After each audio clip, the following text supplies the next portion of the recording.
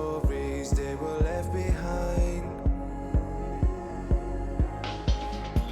The silent breeze, I got nothing on my mind. This madness is insane. Why you still live in vain? I'm not the one, you're the victim of your own mistakes. It's sad to hear the lights under the street lights, under the street lights.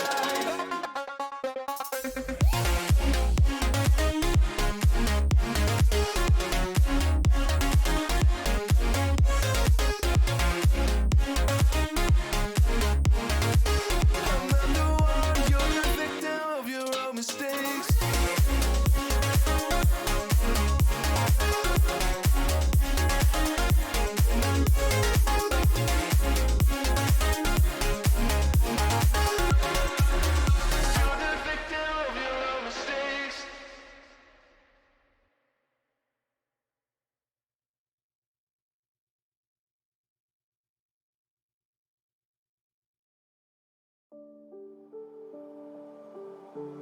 Mama said you're meant to burn as bright as a star among the midnight sky. All the pressure blinded me, but now I see I'm no different from the rest. You said I'd fly away, but my walls have kept me down. Now I'm lost and I'm afraid, and I'm close to hit the ground. You said I'd fly away. You said I'd fly anyway, but I keep on falling.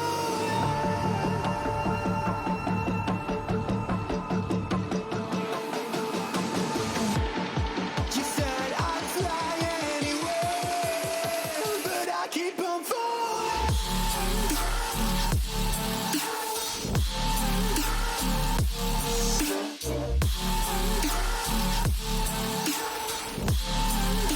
But I keep on falling.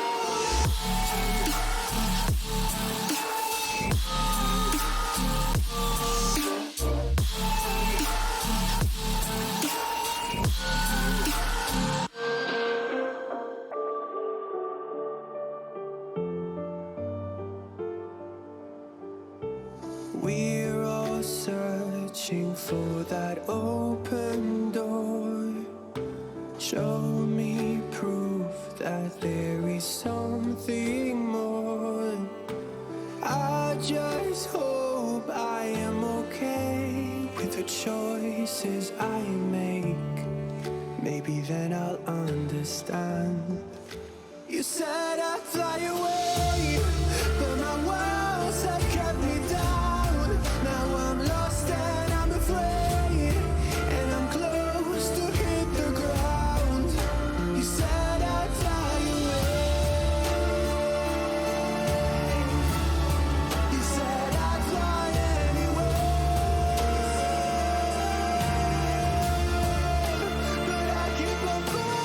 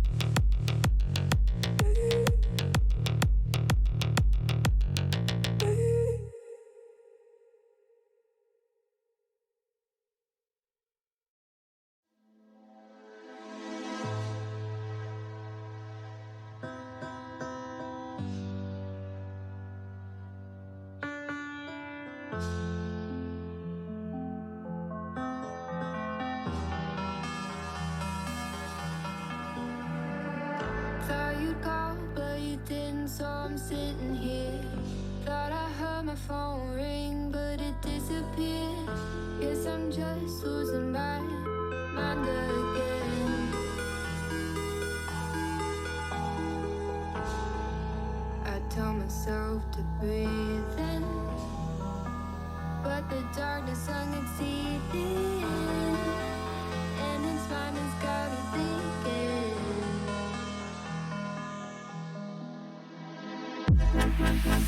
Sick and tired of feeling, so sick and tired of dreaming. 'Cause I always wake up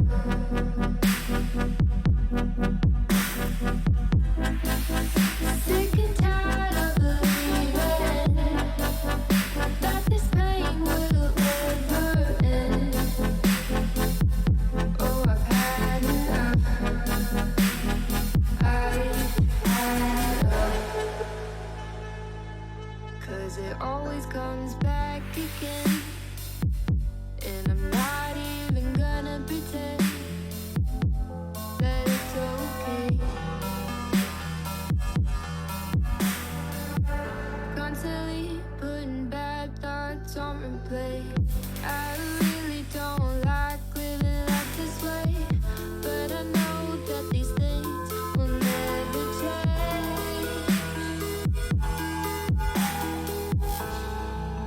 Tell myself to breathe in, but the darkness sunk its teeth in, and its mind has got me thinking.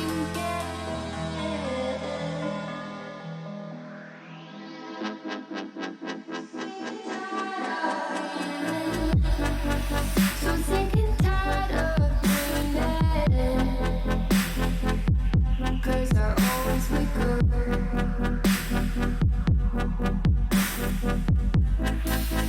sick and tired of believing that this pain will never end. Oh, I've had enough. I've had enough. Here we go again. You're not here, you're not here.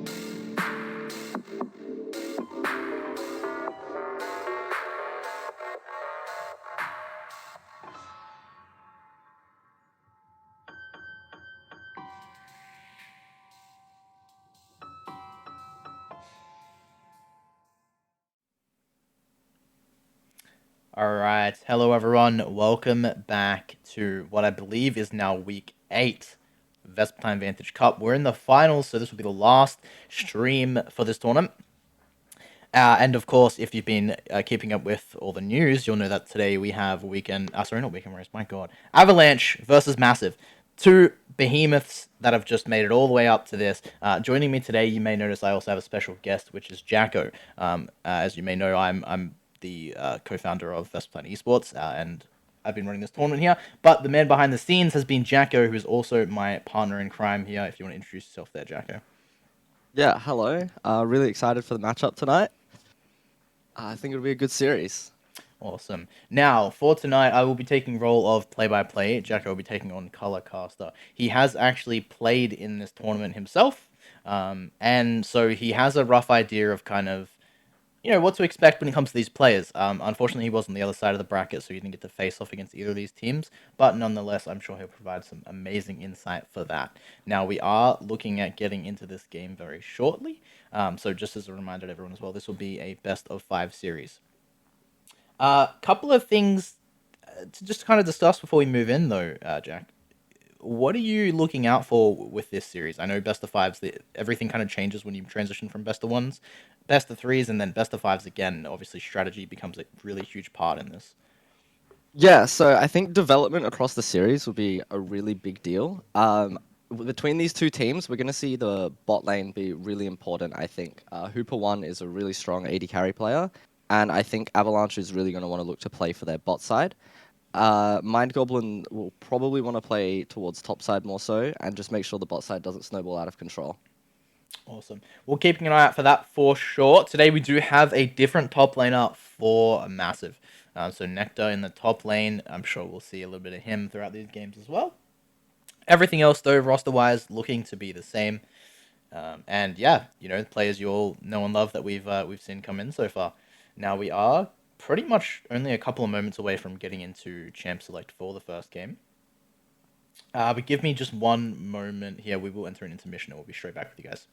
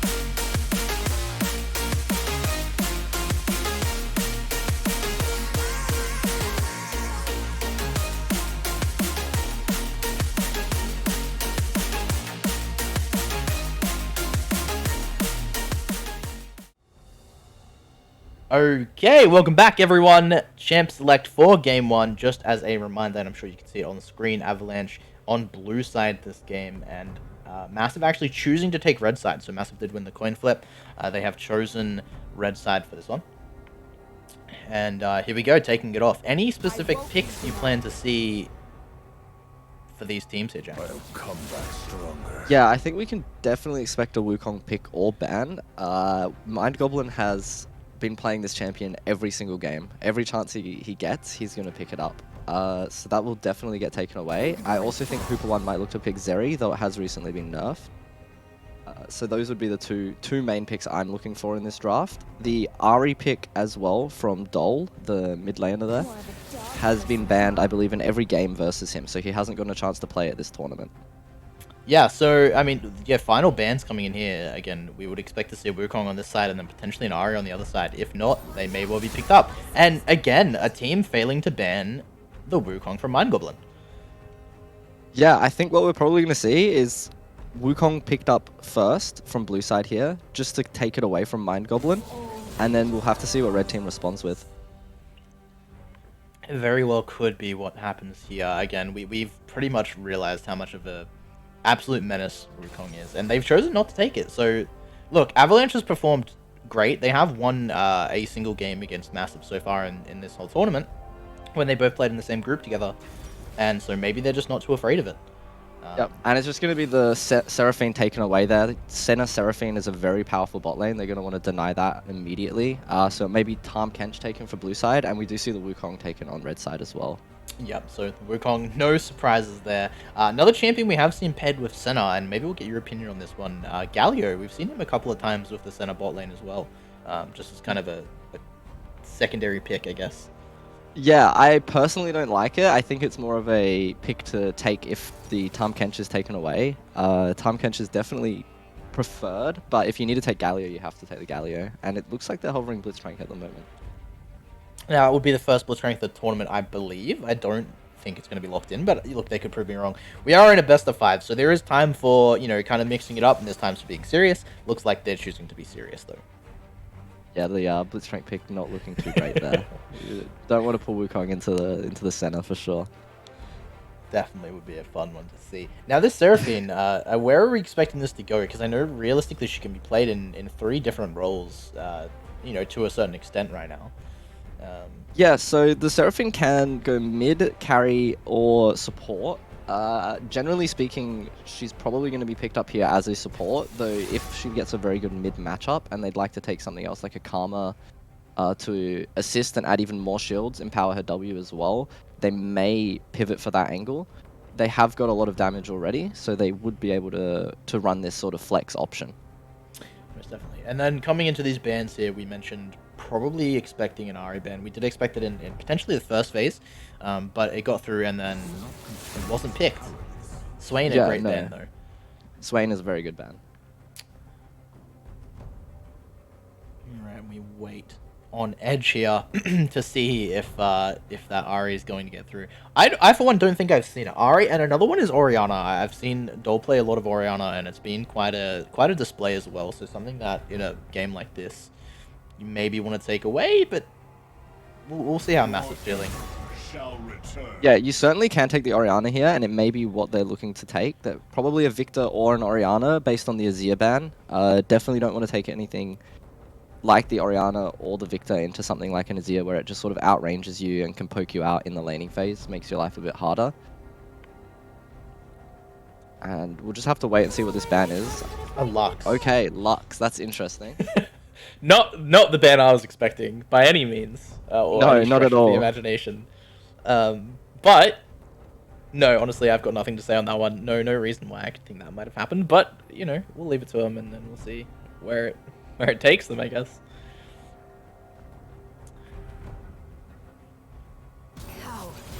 All right, and then Ash ban. Another one again that I'm not sure of myself. Yeah, so yeah, I'm not a massive fan of the Ash ban. I'm not sure if the red side here plays it. Massive, not quite sure what their ADC pool is, but the Ash ban does strike me as a bit odd. I suppose it would be very strong as a support pick to aid in hidden Ash ult, and then the engage can just follow up. But it looks like it's going to be Xayah here. Very good pick. Easily able to kite out fights, yeah. Definitely. So we can tell without a doubt now, Seraphine not going to be the carry here. Could still be played mid or support though, depending on what Avalanche decides to pick up here. They will have the next 2 picks, and then of course, being red side, Massive are going to get that last counter pick there. Yeah, so it'll definitely be looking to flex it. It's going to be the Victor, there you go, with that Azir ban. Definitely makes sense. They won't want that to be countered. You can just take the Seraphine mid here. It has a decent win rate into the Victor pick. It's one of Victor's harder matchups, actually, but I do believe they probably take a mid laner last pick. Yeah, would be my assumption. Seraphine, not one you normally see mid lane unless they really wanted to kind of spice it up. I mean, again, she can be played realistically in any of those 3 roles. That's an odd one again. I don't think we've seen a Soraka in this, so it's gonna be Soraka center bot lane, I'm guessing. Yeah, yeah, definitely looking to maximize healing and sustain throughout these team fights. I guess keep their team topped up, and then look for the Viego to really take over, and once a kill's secured, transform. Yeah, and as well as that, I mean, for Massive over here, Xayah, Seraphine bot lane, typically going to put out a lot of poke and harass in the early game. And so Senna and Soraka are just going to survive through that. At least you would expect with their healing. Okay, for the most part, reasonably normal comp on both sides, minus maybe, I mean, don't get me wrong, the Soraka and the Senna both great champs, but a little bit of a different lane than we're used to seeing. Everything else pretty reasonable here. Of course, first time we're seeing Nectar on stage or in this tournament here, so we'll see what he can bring out with his Aatrox into Gnar matchup. Any specific matchups here you think maybe we need to watch out for, or anything that's going to really kind of shock us here? Yeah, I'm really interested to look at this mid matchup. I believe Victor has a much easier time in lane than the Corki. He's really able to push the Corki out these days with how strong he is on the current patch. So we'll have to see how well Lycia does at managing the minion wave and his health bar in the early stages, making sure that he doesn't get pushed out and really just snowballed on through the game, because that could really impact the map. Most definitely.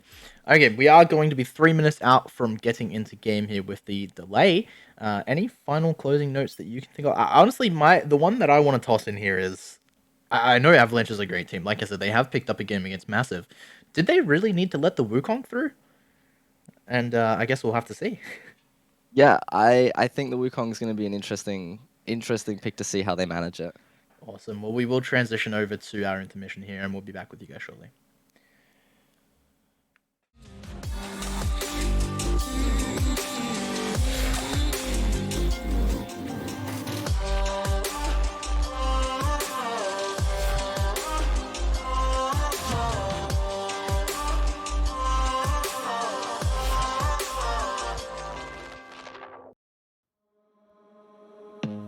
I don't wanna see you. I don't wanna hear you tonight. I don't wanna fight you.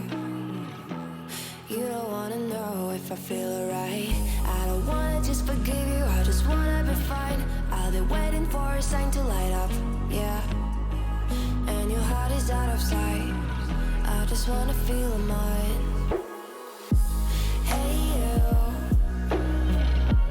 I'm gonna be the one for another one. Hey you, maybe then you'll know that I was never one. I don't wanna see you, I don't wanna fear you tonight. You don't wanna know me, you just wanna make sure you're right. I'm gonna be the one for another one. Maybe then you'll know that I was never one. I'm gonna be the one for another one. I don't wanna feel you tonight. Got me.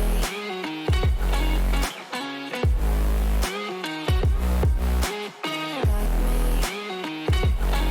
Can I hear you? Got me.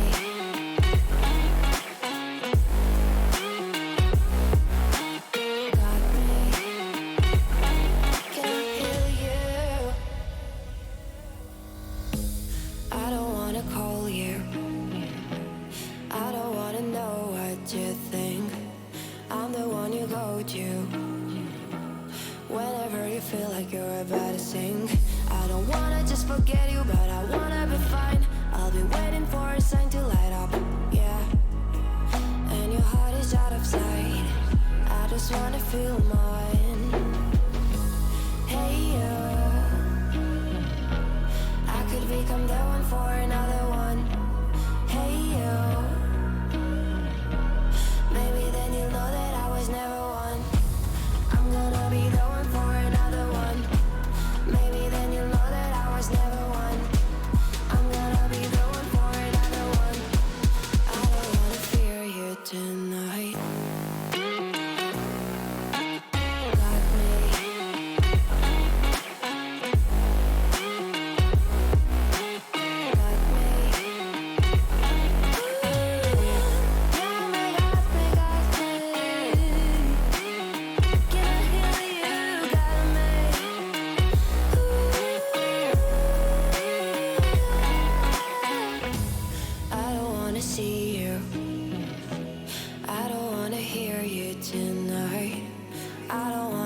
fight you.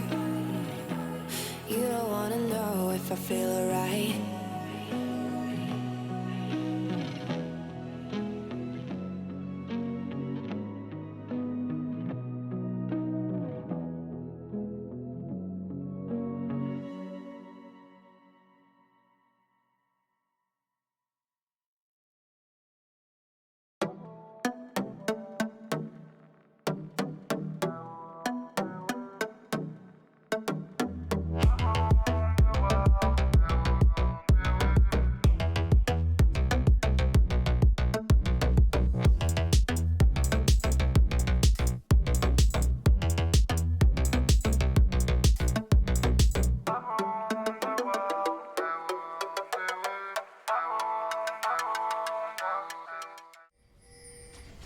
Okay, welcome back. Game 1, here we go.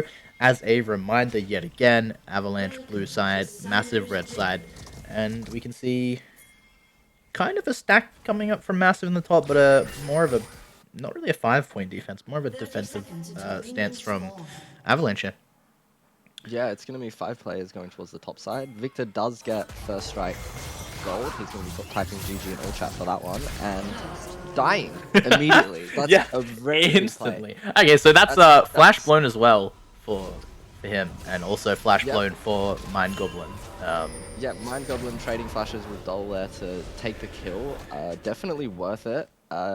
Definitely a moment where Victor's typing slash all worth in all chat because he got that first strike gold. He's probably feeling a lot of value right now. And it's going to be interesting now. The Wukong starts with the extra longsword. He's going to have a lot more presence on the map. This Viego's really never going to be able to contest him anywhere. What's going to happen? I think the Viego really needs to split the map and play towards wherever the Wukong isn't, because it's just going to snowball out of control otherwise. Yeah, and we already spoke earlier about how crucial this Wukong pick is on Mind Goblin. So, giving him that first blood, giving him that extra longsword, giving him that advantage early is only going to amplify that. So, maybe Avalanche had plans to be able to take this pick on, but you've just given him an advantage. You've given yourself kind of a handicap now. Oh yeah, and this Wukong pick has been terrorizing this tournament so far. So seeing that get first blood, you're not feeling good right now if you're on the side of Avalanche. Definitely. Some standard trading as well coming out. You kind of expect Massive to probably be poking a bit more here, but no, I guess the healing's already coming through. Yeah, so long cooldowns on the Seraphine early. She definitely struggles to consistently poke out. She does outrange in the early levels, and they have pushed for level 2 here, so it's going to look for a bit of a trade. Level 2 comes back from Avalanche, and the lane's sort of going to stabilize now. Most definitely. Now, top lane matchups, Aatrox, not really one that I know too much about, and we see him going in there with a third Q, but nothing really comes of it. What's this matchup going to be like in the top lane here, Jack, in terms of... I mostly want to know about the early game, because we spoke about how, who needs to focus where. Yeah, so the Aatrox does quite well into the Gnar, I believe.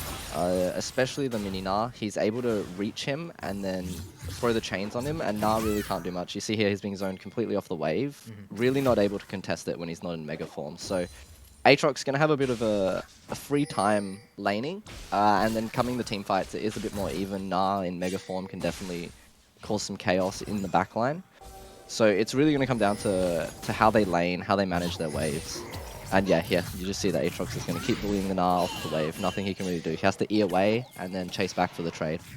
Yeah, now we see on the mini-map there, it was actually a 3-man towards the mid lane. So you had Mind Goblin kind of roaming down from the top after clearing out a couple of his camps. Also Seraphine roaming up. In a bit of a weird position right now, actually. I mean, gonna get spotted there. It's a little bit awkward on the map for her, but definitely smart moving up towards mid lane. They know Victor has no flash. It's just unfortunate this wave is moving forwards. They're not going to be able to get a good gank off. Victor very vulnerable without flash, especially in these early levels before he has his Q evolve. Corki going to take the reset here, probably buy a tier, and look to teleport back to lane. Yep, there we go. We see the tier being picked up. Control water as well, always good to grab. And a longsword as well, so not too bad for him there. Going to start stacking that tier up. Yeah, really good back, and it's on the cannon wave as well, so he's just going to walk straight. A lot of poke coming out there. Xayah losing more than half her health to an unfortunate, I guess, kind of fight coming out from Seraphine. I mean, sorry, the Soraka E, God, yeah. my God, the champion. Yeah, just standing in that for a bit too long. And that's really scary, because if Viego's bot here, then that can definitely be a Avalanche dive, which would put some real threat onto the massive bot lane here. Yeah, well done by Widow on the top lane. A little bit of poke coming out. We also have Viego hovering, but probably nothing going to come of it. I mean, Aatrox's going to be able to sit under his tower, and I don't think they can do too much with that. But yeah, this is that blunder earlier. I just realized we have 3 S's in the bot lane. We've got Senna, Seraphine, and Soraka. That's kind of a bit of a tongue teaser there. Tongue twister. Yeah, a little bit of a tricky one. Hey, yeah. We'll work through that one as we get to it, but that's fine. Yeah, and it's going to be a red side push coming in massive, looking to push this wave into Avalanche, likely going to take it back afterwards. Pressure for the Wukong to take Dragon. They saw the Viego topside, they know he's taken their Progs, and yeah, really it's nothing Avalanche can do. They're just taking bad trades on every minion wave here for the game state right now and these neutral objectives. Yeah, so 5 minutes in, they're able to get pretty much a 4-stack around this Dragon and just secure it without a doubt. I mean, Viego coming close, but what's he going to do when they're out of position? And there we go, Yeah, first Dragon picked up. No contest. Right, very, I mean, gold-wise even, but, you know, massive kind of really showing that they're going to take advantage where they can, and so we'll see what comes of that. I'm expecting to see the Wukong probably try for a gank soon. He's not going to want to give up his early game presence he got off that first blood, and he has picked up the Sheen as well, so probably see something come out from him. I'm expecting him to probably try and repeat mid and top again. We spoke about that earlier. I don't think he's going to really sit bot side, but could be wrong. Yep, so he's just hit level 5, 6 minutes in the game. He's going to look to clear 1 or 2 more camps and hit level 6. Here you can see they're contesting the Scuttle Crab. Yeah, Judas Smite does go over to Avalanche, but yeah, Mind Goblin not going to be happy with that. Okay, Mind Goblin getting caught there, losing a lot of health, does manage to W away, and I think he's going to survive that one, but a little bit of a risky one. Yeah, a little bit of a scare there. He gets away just fine. He's going to take his reset anyway. A little bit of a delay on his clear, but it doesn't look like he'll be invaded or punished for it. And yeah, nothing really coming from it. He saves his flash, so he's pretty happy. Yeah, most definitely. Both coming out onto the Soraka, but she will be fine. Now, something I want to ask you, you know, given kind of that first blood and the presence that kind of was attempted to have been had by the Wukong, I know they managed to pick up the Dragon, and I know obviously he has had a little bit more pressure on the map, maybe than say Viego has here, but I was personally expecting a little bit more. Do you think he's kind of done that right, or has he missed an opportunity perhaps? Yeah, I think he potentially could have gotten a little bit more in this top lane, but looking towards mid and bot, there's not really many opportunities. If you look at your laners, Porky has no CC to really support the gank, and Wukong pre-6 has no CC either, and bot lane, they've really only got the Xayah route. The Seraphine E is quite unrealistic to hit. It's quite an easy ability to dodge, very telegraphed, so he's definitely going to be looking for this level 6 and then using that to take the gank. Yeah, most definitely. Gold and item-wise, though, it does look like potentially Viego is kind of closing the gap a little bit. Yeah, Viego's definitely clearing more rapidly. The trade-off is that Dragon's been lost. He was very fortunate to get that Scuttle Crab. But yeah, this bot lane, even in CS, top lane's even in farm as well, so all things considered, it's not too bad for the side of Avalanche here. Yeah, most definitely. A little bit of poke. Looks like they're maybe kind of just taking that objective game, starting the Herald there. Yeah, using their pressure, using the tempo that they sort of have in this top side to take this Herald, and they'll likely look for some plates very soon. This Porky pick's been very interesting, as it looks like we might have a fight here over the Okay, engaged from the Aatrox, getting a lot of damage down onto Viego. Flashes away, ult over the wall, and no one's going to be picked up after that. Ulti also popped for the Aatrox. Looks like Soraka might be caught out here. Wukong ulti going down. Little bit of damage, and looks like she might get out. Okay, we've got Dol coming in the backline. Flash coming out from Wukong, trying to get away. Herald being placed. I imagine that might have been an accident. And again, more fighting coming out. Dol just looking to maybe get a bit more harassed, get something out of it, and loses his entire health bar. Manages to still survive. And that feels really bad if you're Dol there, because now this Rift Herald's about to come crash into your tower, and you've just lost all of your health. seemingly for nothing. Really big fight there. This Aatrox might still be getting Yeah, punished here, and and he is Aatrox getting just solo killed. suffers there. Wow. That's an unfortunate turn of events, and not one that I would have predicted myself. Very sloppy all around the board. Just kind of not what you would expect from anyone there. And Yeah, well, everybody had summoners, so everybody that got caught basically just flashed straight out, and nobody had enough follow-up or CC to really confirm any of these kills. Very, very long fight. Seraphine was still level 5 as well, makes a huge difference. The Soraka had ulti, and the Seraphine did not. So, very interesting to see how that went down. The Herald did go to the side of Massive, and they did get plates mid though, so the gold sort of stabilized. yeah, potentially also a little bit of hesitation coming out. I mean, we can still see a lot of players did have their flash, so I mean, they could have maybe capitalized instead of panicking just as much, but either or, both teams kind of got out with, I think, no kills being dropped at all besides the top lane, which was just after the fact. Dragon also spawning in the next 10 seconds, so that'll be the next objective that everyone seems to look for. But that being said, Massive did manage to pick up that Herald still. So they got the first Dragon, they got the Herald. They're probably going to look for the second Dragon. See 3 of them moving in for it. Yeah, it's not going to be contested. Avalanche, they know that the Corki has package right now. The Wukong's ult is back. There's really nothing they're going to be able to do. So you see Viego just resets bot lane. He's not even thinking about contesting it. He's just going to go get his clear started. It's just a waste of time if he wants to spend any time at all looking to try and secure this dragon. So they're definitely going to have to look and try and contest the next one. Soul point, and it will be Ocean Soul as well. So really, really strong for the Seraphine Aatrox comp. Definitely not what you want to see if you're Avalanche looking at this this Soul. So yeah, it's gonna be about the vision control. The teams are gonna have to set up good vision control before the next dragon and really make sure that there's no bad fights beforehand that snowball them super far behind. Yeah, now one thing I want to move my attention to just a little bit would be the top lane. So we know in the early game, the first, like, say, 7 or so minutes, you know, Aatrox was able to kind of zone off the Gnar, and that was kind of his job there. And speaking of, we see a fight breaking out here. Ulti being popped by Aatrox, but he's still on his way out.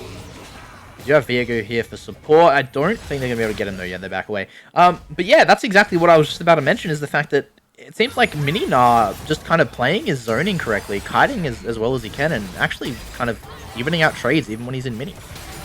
Yeah, so now that the Mini Gnar has the half-bound axe, I believe it's called, he gets the movement speed on hit, he's got his completed boots, he can really sort of run around the Aatrox.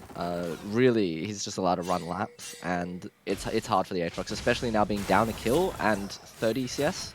He's going to have a bit of a challenge. Looking like the Wukong's coming up here, trying to stabilize this lane because it can definitely snowball out of control. Yeah, and ulti coming out from Gnar. Wukong ulting, there we go. Flash comes out from Wudon as well. I think he might be okay there, so ulti for Flash. I mean, look, a worth trade nonetheless, but yeah, still not picking up any kills on this Wukong. Yeah, no kills for the Wukong, and the Aatrox is just gonna have to go back to farming. Gnar's gonna TP right back and just farm away, take this wave. Really nothing coming out from the bot lane.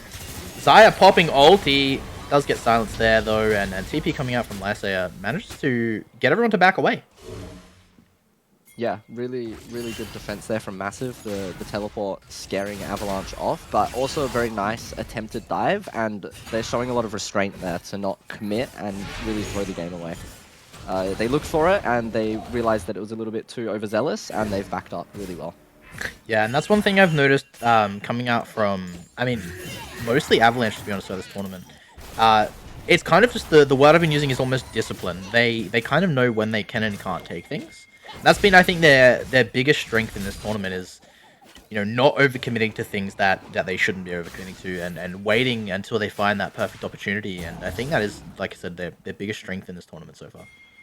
Yeah, and I think that's definitely a big difference between some of the top teams in this tournament and some of the lower ranked teams, is not following plays that they don't have to, not flashing over any strange walls or anything, especially when the team says they need to back off, especially, right? So it really is about restraint when you're looking for these big plays, because if you overcommit and push all your resources into something that isn't going to work, you end up losing twice as much as you would have if you just did nothing. Yeah, very well put.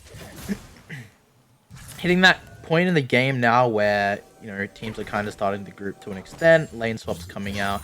Does look like Lucas maybe still going back to the bot lane. But we see kind of 3 hovering from both teams in the mid lane. And Yep, also looks the like next they're- Herald coming up in the next minute or so. Yeah, looking towards this Herald. It is really interesting. The Soraka has been farming all game, so she is definitely going to be that damage carry, right? Looking to heal her team. Senna, very low econ champion. She gets the stacks, she gets her AD, she gets range. She's very powerful without farm as well, of course we know. So this Soraka able to take the farm, really ramp up and get these support items before the Seraphine is. So it'll be interesting to see how much impact this Soraka has versus what the Seraphine is able to do, and then the Senna damage versus what Xayah puts out, right? Yeah, definitely. That's sort of where I would be looking. Also in this mid lane, we see Victor's completed his Mythic. The Corki Lycia here is yet to complete his Mana Move, probably resetting for it now, and he'll be spam pinging to his team that he's got that almost stacked, right? Because huge power spike for the Corki. He's going to look for that, and then they're really just going to look to outrange Avalanche, I think, before taking a fight. Yeah, first tower picked up for Massive in the bot lane. Just wanted to point out the first objective taken for Avalanche, though, is they did pick up that Herald, currently sitting on the Viego. A little bit of a less important one, but nonetheless, they grabbed their first objective there. And a lot of bodies in the bot lane right now. Another fight happening in all top preparing for this dragon, so... Top lane Alright, is we really rough here. you see Aatrox popping the ulti, taking the fight. It is closer to his tower, so he does have an escape route for the most part. Actually manages to kind of get the advantage here. Nah kiting out though, and Nah might take this one. Advantage. Flashes out, Nah jumps forward, and manages to pick up the kill. Yeah. Well done to Wudon for that one.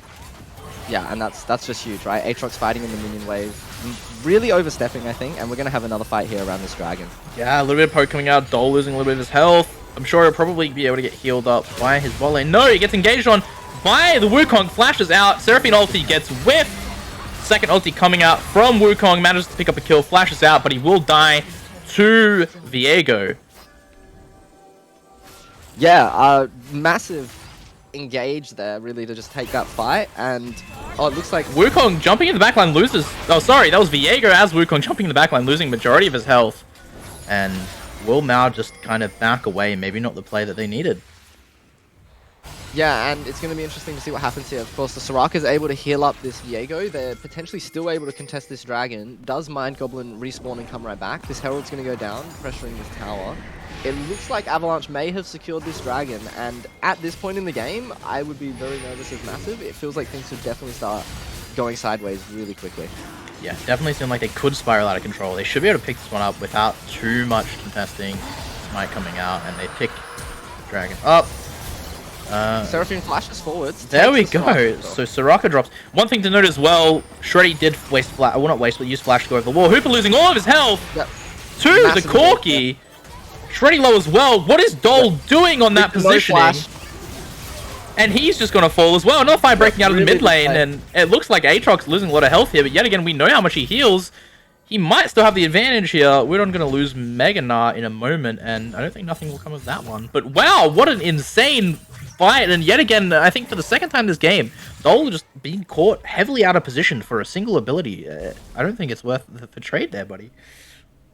Yeah, they really noticed that they could take that fight, and they just sent it, right? If they leave it there and they let Avalanche walk away, they're going to end up in a really tricky situation. I do believe that they'll be outscaled because this Corki pick here really wants to deal a lot of poke damage before the fight starts, and the Soraka's just going to take that poke, heal it up, and your damage is really useless, right? You run out of your ult charges, you can't put any more poke down, and your DPS isn't great with this Corki build that he's running right here.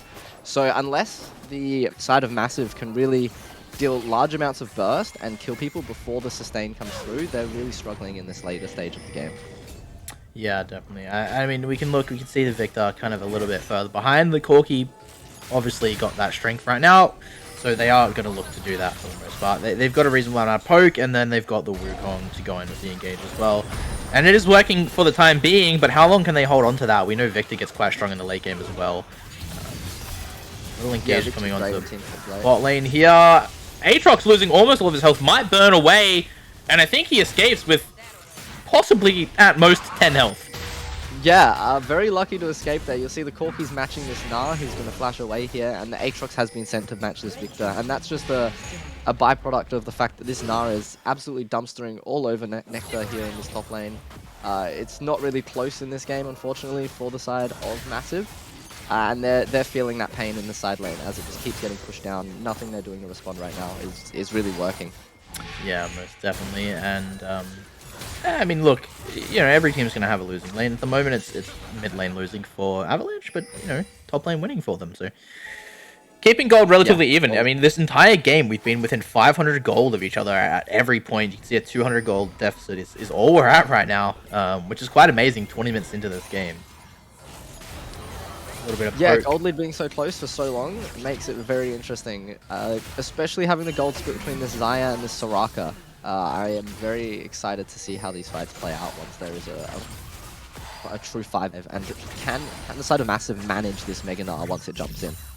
That would be really interesting to see. Definitely something to be looking out for. Also, itemization on the Gnar. So he's gone for a random second item. Going to be quite a crucial one, I would imagine as well. I mean, you've got, you know, 380 champs, 4 auto attackers. Not a bad pickup. And an engage coming out from Gnar there onto Aatrox again. We've seen how this goes. Will it play out like that again? It looks like Aatrox doesn't even have his ulti. He does have his ulti. He doesn't even want to pop it.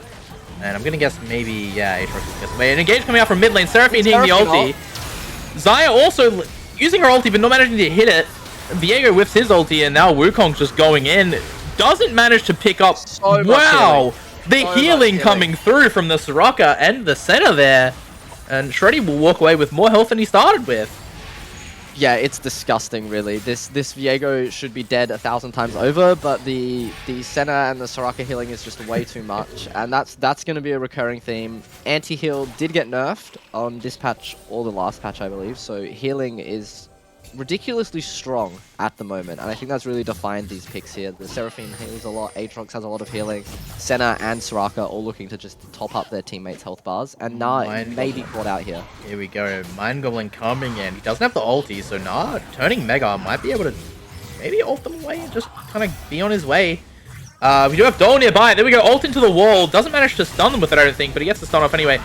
Both of them dropping low. Aatrox falls, Mind Goblin getting real close. And Victor manages to pick up one of those kills as well, so that might be starting to put Victor online. Yeah, and that's just a catastrophe for the side of Massive here. Avalanche going to look to finally secure this dragon, probably take this bot tower as well, and after that it's going to be Vision in the top side, securing this Baron and closing out the game, I think. Not a lot that Massive can do. The Xayah's also spec'd for this sort of poke build, which into the side of the Soraka and the center isn't going to do anything really. They'll put high damage numbers out, health bars will be topped up, and then the fights will just happen, and they'll fall over. Yeah, most definitely. And as well as that, not only the healing coming out, but also the Senna just going to continue to stack up souls, and eventually she becomes a carry in her own right as well, even though she pretty much already is with this healing coming through. But yeah, the game's looking not amazing for Massive right now. Yeah, definitely not the place you want to be in. This Gnar probably over at least 1,500 gold in the lead. Probably a lot more. It's a bit crazy at the moment. I would say so, yeah. It's quite a large gap there. I mean, 1.5 items coming out for Aatrox and almost 3 items for the Gnar, realistically speaking. So yeah. Yeah, much more expensive mythic as well. Yeah, there we go. I mean, yeah, lethality mythic's quite cheap, so we can take that into account. And Gnar is definitely quite a ways ahead. 450 gold shutdown sitting on his back though. If they do manage to pick him up. Yeah, little consolation prize there if they can take him. Maybe get back into the game. They're gonna need a lot of gold and a lot of damage to be able to get through the healing the side of Avalanche. Okay, and mostly stalemate happening in the moment. Baron is up, so teams maybe want to look to get control of the top side, but it seems like Avalanche just kind of running through Massive bot side, and someone picked up that blue buff. It could have been Avalanche. Yeah, I do believe Victor took it, and what we're probably going to see here in the next few minutes is Avalanche not really looking to fight so much. They'll want to slowly clear these mid waves, create priority in the middle lane. You'll see now they'll move towards top lane, and once they have priority in both of these lanes, giving them the deeper vision through the lane, they'll look to secure vision in this topside jungle, and then slowly close the map off the massive before securing Baron or taking a fight surrounding it with a vision advantage. Yeah, Hooper looking to try and catch out Seraphine. Didn't happen. That range and poke though just coming out now. Yeah, and you can just see how both teams contesting this wave, neither one wants to let the wave be pushed in first, and really just a stalemate staying right in the middle here. Top lane is going to be secured for Avalanche, creating a big line of vision in that lane. They're going to see Corki now, knowing he's far from the Baron, and they may look to start this if they can. Yeah, most definitely. So, of course, they would imagine and assume Aatrox does have TP up. Corki does also have TP, though, if they've been keeping track of that. Something to note. But nah, also having TP and sitting in the side lane, kind of just, you know, engaging on the Aatrox, actually, and he might just try and look for the kill so that they can grab this Baron. Yep, and ulti coming out, and there we go, and there was no contest there. We imagined that's exactly how it's played out so far, and no reason it wouldn't happen again. Yeah, massive solo kill there. This Corki looks like he may have package. He is moving with some vigor on the map right now, so it's going to be interesting to see when he pops on their screen. He does. Corki with package. Avalanche turn instead and look for the fight. A lot of damage coming down from Corki poke. And they top it right back up. Fun and interactive gameplay, right? Very painful for the side of Massive. Lycia, he's going to say, yeah, I've hit the big one. Big damage, they're all low, and then 2 seconds later, bam, they're back to full health. Yeah, Budon also picking up the bot tower for that. So despite the fact that Avalanche pulled away, they did grab the tower. We do see 3 people closing in on this. There we go, Corki package coming out. A lot of damage coming down to the Corki though. Budon starting to fall. We see the ulti coming out from Seraphine. Senna also ulting to try and support the Gnar there, but it wasn't enough, and he does finally fall. That's 450 gold shutdown over to Lycia. Lycia, yeah, takes the shutdown. He's going to be typing winnable in team chat, looking to buy a lot more damage, hopefully take over this game if he can on the poke front. Yeah, would make perfect sense. Of course, he does have a lot of burst, so if he can get enough of it down, then the healing's not going to be too big of a problem, but it is definitely a problem nonetheless. Absolutely. If he hits a big phosphorus bomb into his big one right on the back line, he could potentially one-shot 2 targets at once. Yeah, we did see that in the earlier fights happening, and if he can manage to pull it off again, it will be a big problem for Avalanche. Now it looks like they're posturing towards this Baron. A lot of damage coming down to Seraphine, though. And it looks like it might be just for a little bit of vision control. Oh, engage coming out from where we go. Mind Goblin hitting the ulti. He's got second charge. Assist ping falls, but also a lot of deaths coming back and forth. We do see Avalanche still pushing forward. There we go. Picked up kill for 7-hour nap. Pretty getting a reset on him. Oh, there we go. Gnar ulting onto the tower. They're definitely going to look to pick up these kills here, and it was a 1 for 5. Yeah, for Avalanche. Not the fight Massive we're looking for there. They catch the Soraka, and it looks great to start with, but they're just not able to hit enough of their abilities and find enough damage to really finish this. I'm surprised they're not going to look for this inhibitor here. They are going to secure the 3rd Ocean Soul just to add even more healing to their team and secure this Baron as well. Most definitely. And while they're doing this Baron here, I am going to, for everyone on stream, attempt to run the replay here. We'll just double check if this still works. And we caught, hopefully, the end. We did. No, so that was my bad, not working correctly there. That's A-okay. We'll have it fixed up for the next one round. But I did just want to see kind of what happened at the end of that fight there. Seemed like Avalanche was getting quite low and then didn't quite happen. Definitely good to see Victor securing those Raptors again there. on the replay there. No, not what was intended, but that's okay. We do have that fixed up now. And no worries. So there we go. Avalanche picked up the dragon, picked up the Baron. They're on 3 Ocean Dragons at the moment. 1 dragon away from Soul. And they have the Baron. And that should be on... Correct me if I'm wrong, but it might have been on all 5 members. Yeah, I didn't see if the Soraka was alive when the Baron was secured. I was invested in that replay there, but it will be interesting to see once we pan over if she's gotten the buff, a little bit more AP, nice stats, and obviously the minion wave buff once they're grouped together. Definitely. Now, not really too much on the map for Avalanche to be looking for, and it might have been an overstep from Dole. We see ulti coming down from Mind Goblin, still has second charge. Seraphine ulti also hitting. I think that's going to be the end. And a lot of healing coming out from the ulti, and that's a kill! Wow. Onto Wukong. Yeah. Dole does end up falling. Shutdown given over to Xayah, but wow. Yeah, and that's a 1v3. If that doesn't show how unplayable these fights are getting for Massive, then I'm not sure what else will. You saw the center ult come through globally, the Soraka ult, and then the Victor just turns around and kills Mind Goblin. Really devastating there. Big play from Dole to turn around, know that he has the damage to secure that kill. Definitely a little overextended, but Avalanche responds accordingly, and they're able to take a 1-for-1. Yeah, most definitely. 7-1 and 2 on this Nah here, I just want to point out. It's been an absolute pillar for Avalanche here. Just kind of causing so much pressure. You can see 3 people pulled to the bot lane as the rest of them look for the top. And even still, he managed to almost pick up that inhibitor. Yeah, this Nah is just a menace for Massive. They are struggling to handle it. Avalanche looking to pop this Xayah is Banshee's shield. Obviously not Banshee's, the lethality item. Whatever that's called. Edge of Night, I think that one is. There you go, thank you. Yes. Not an assassin. Oh, a lot of damage coming down onto Viego. Nah is going to be hitting this inhib, and it's just going to be Aatrox looking to clear Baron minions. He's got no chance, and if he does want to step up, Nah is just going to solo kill him again and say thanks for the money.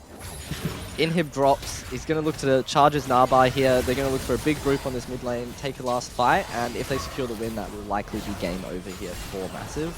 Big win for Avalanche, if that's the case.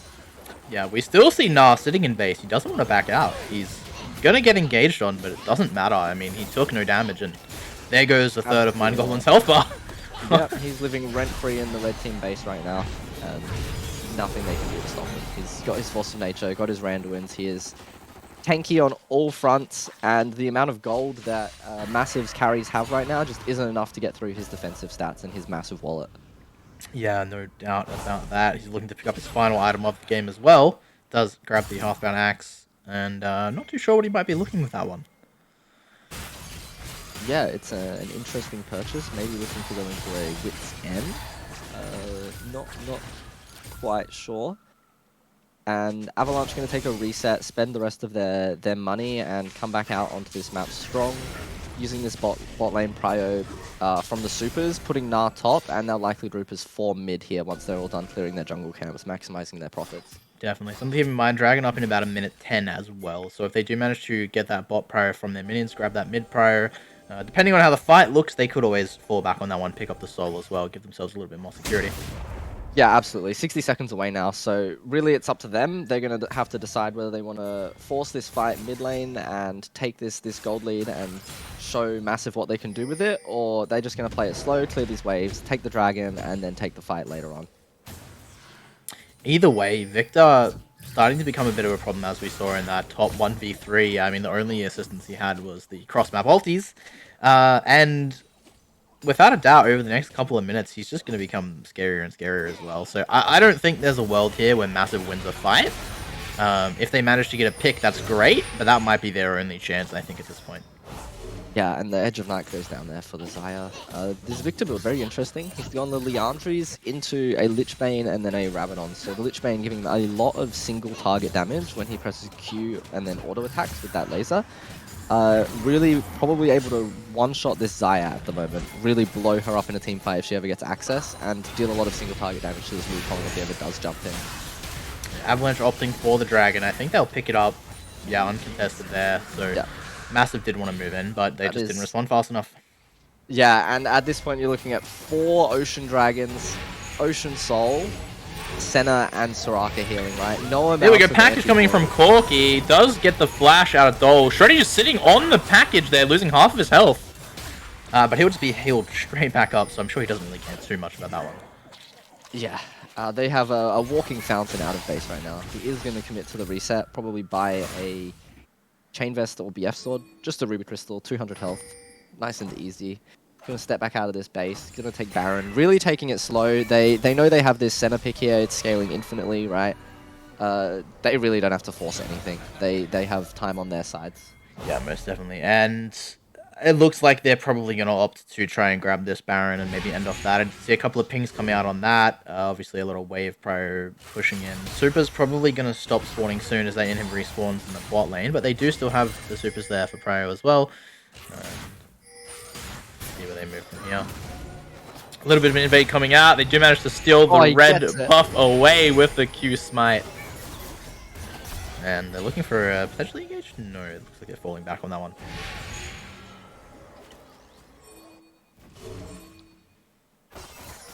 Yep. Forcing Massive out of their own jungle here. You'll see pushing them as far away from the Baron as possible before starting it. They have a lot of damage, so they're going to get this quite low before people really feel confident walking back into their jungle. And there's probably going to be a fight here. Definitely. Ward's still sitting on it. Seraphine ulti coming over the wall. Hits 3. Avalanche again, not grabbing the Baron there, knowing that it's a risk and turning to look for the fight. Baron's starting to heal back up. Avalanche still full health because of the ambulance in the back. Yep, watch Nars flash here. They know Seraphine has no ult. There's really nothing stopping him from getting deep within the side of Massive. Very cautious here. And Nar is going to go mini here, so maybe they might look to play a little bit safer. Resets. Somebody will have to reset now. This bot wave's getting way too big. They're going to have to collect it or risk losing more and more of their base. This is really smart play from Avalanche. Really restrictive.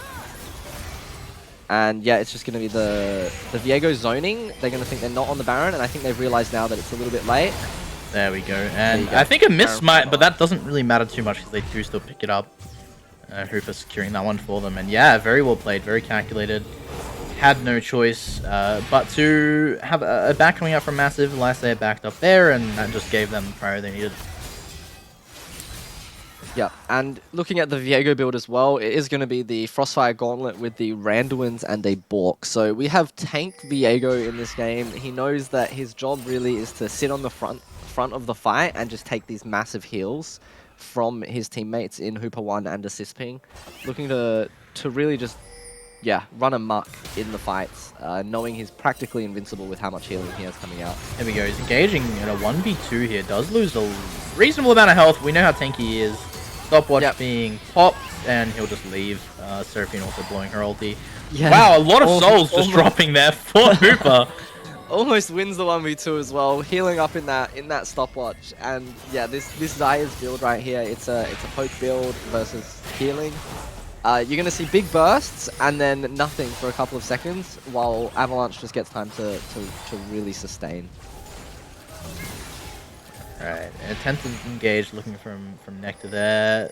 We've got Nah just waltzing on in to grab this inhib again, starts the fight. And the problem is Massive commits any more than the one on the Nah, they're just going to lose their mid tower. Yeah, almost picking up that inhib, and yet again, if they commit too hard here, then they're going to lose the mid. Yeah, inhib looks like it's going to fall anyway. Really like what they've done here. They've put this Victor top lane knowing that they're not confident enough to just run through this mid tower. They really want to spread Massive thin and look to pressure as much space and as many lanes as they can, right? So Victor's now hitting this top tower, and it just can't be contested because Nara's bot lane, they have to defend their Nexus towers, and the rest of mid lane, they've now rotated up, and really the base is just going to fall in front. Yeah, pointing out as well, Nah, while still in mini, just walking up, hitting the inhib tower. A big fight coming out, Nah getting the ulti in onto a couple of members of Massive in the backline. Massive Zaya ulti coming out. I think she managed to pick up one with that. She's already dead despite his huge health bar. And it does look like, despite the mini health bars on Nectar and Mind Goblin, they will not fall. But the towers will instead, and that's looking close to game. Yeah, right back to full health, and if you ask me which team really went back to the fountain, because it looks like Avalanche for me. The side of Massive just not healing enough. Falls there, Nah going straight back and gets the ulti off again. Mind Goblin gonna fall, Hooper doing a lot of damage there.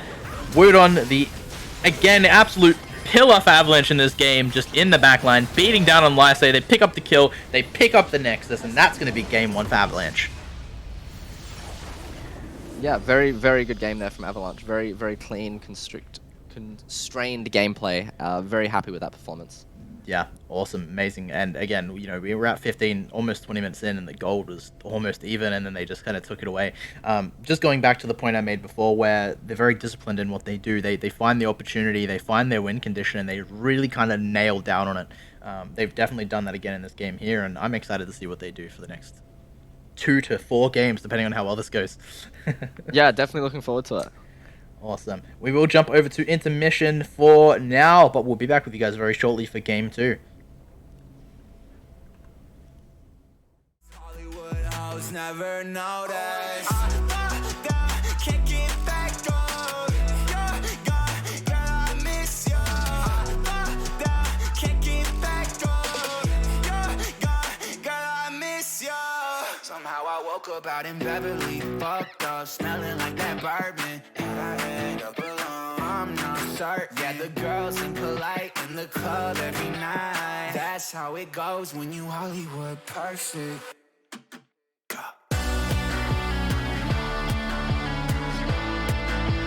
Hollywood perfect. That's how it goes when you Hollywood perfect.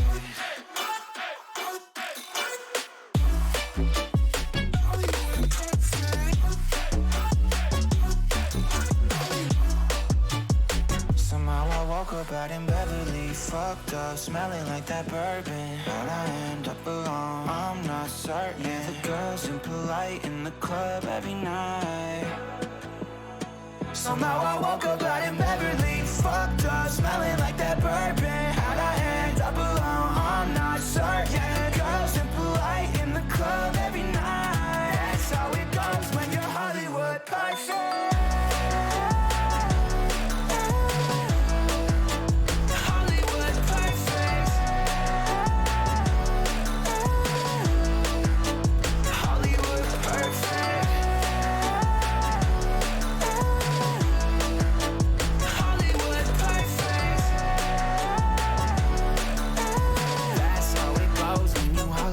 Perfect.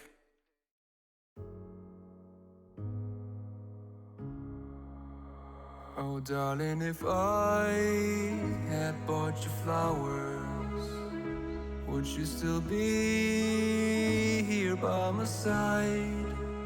Yeah, I thought this moment could be ours, while I'm walking on you through the night. You can break my bones, break all the promises, but leave me alone. Don't break my heart. You should fucking stay with him.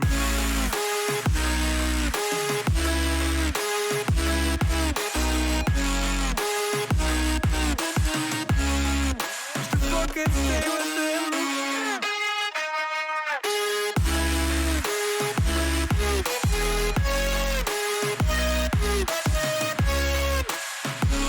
Darling, if I had bought you flowers, what if you stayed at home the night?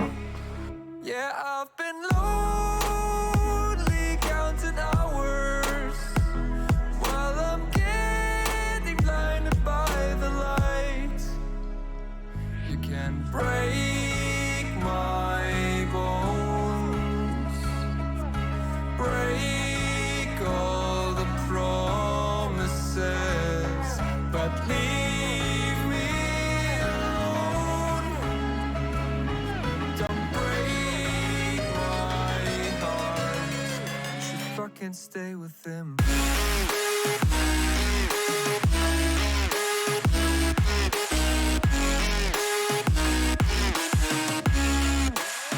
Stay with him.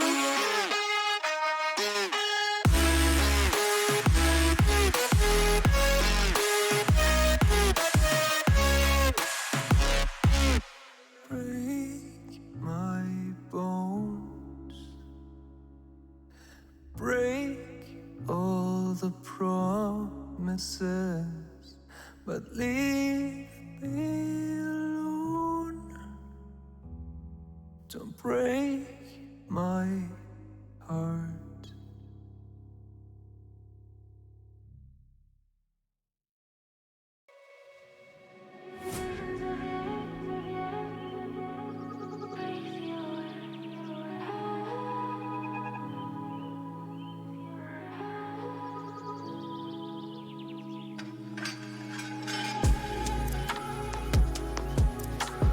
Visions of you, breathe you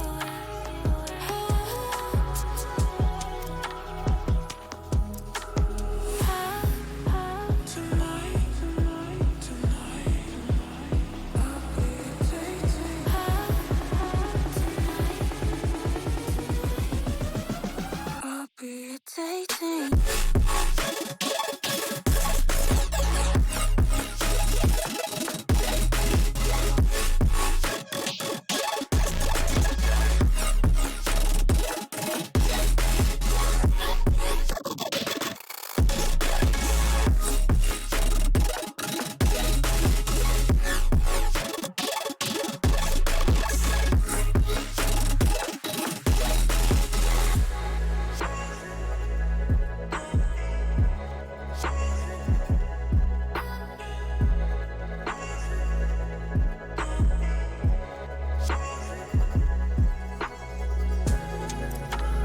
Visions of you,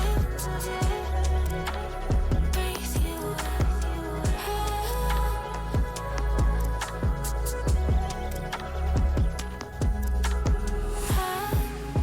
tonight, I'll be irritating. Tonight, I'll be irritating.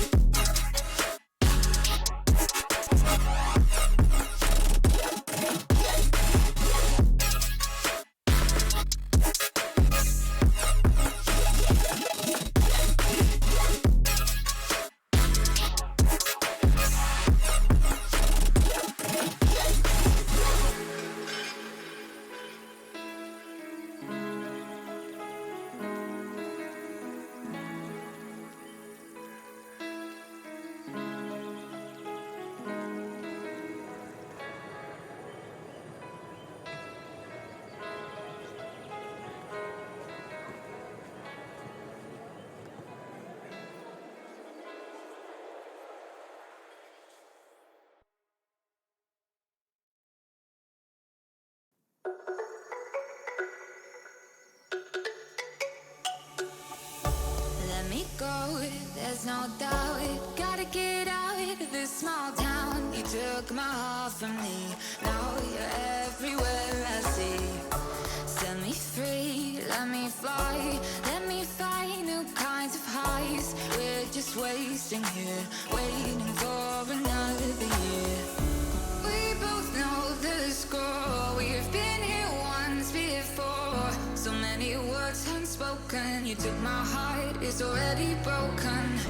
You don't have to wait, I can take the pain. I will surrender, let me go on a new adventure.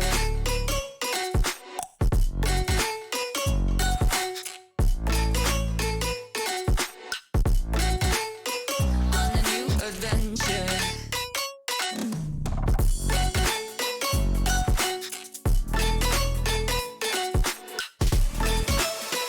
On a new adventure.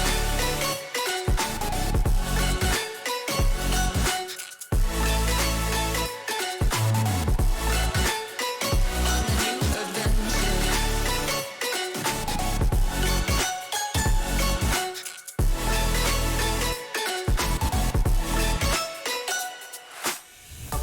Let me go, it's my time. Watch me build another life. Find another space. Explore the world and find my place. Hope you find some peace of mind. Hope the night was worth your time. Threw my heart away. We won't see another day. We both know the score. We've been here once before. So many words unspoken. You You took my heart, it's already broken. You don't have to wait. I can take the pain. I will surrender, let me go. It's a new adventure.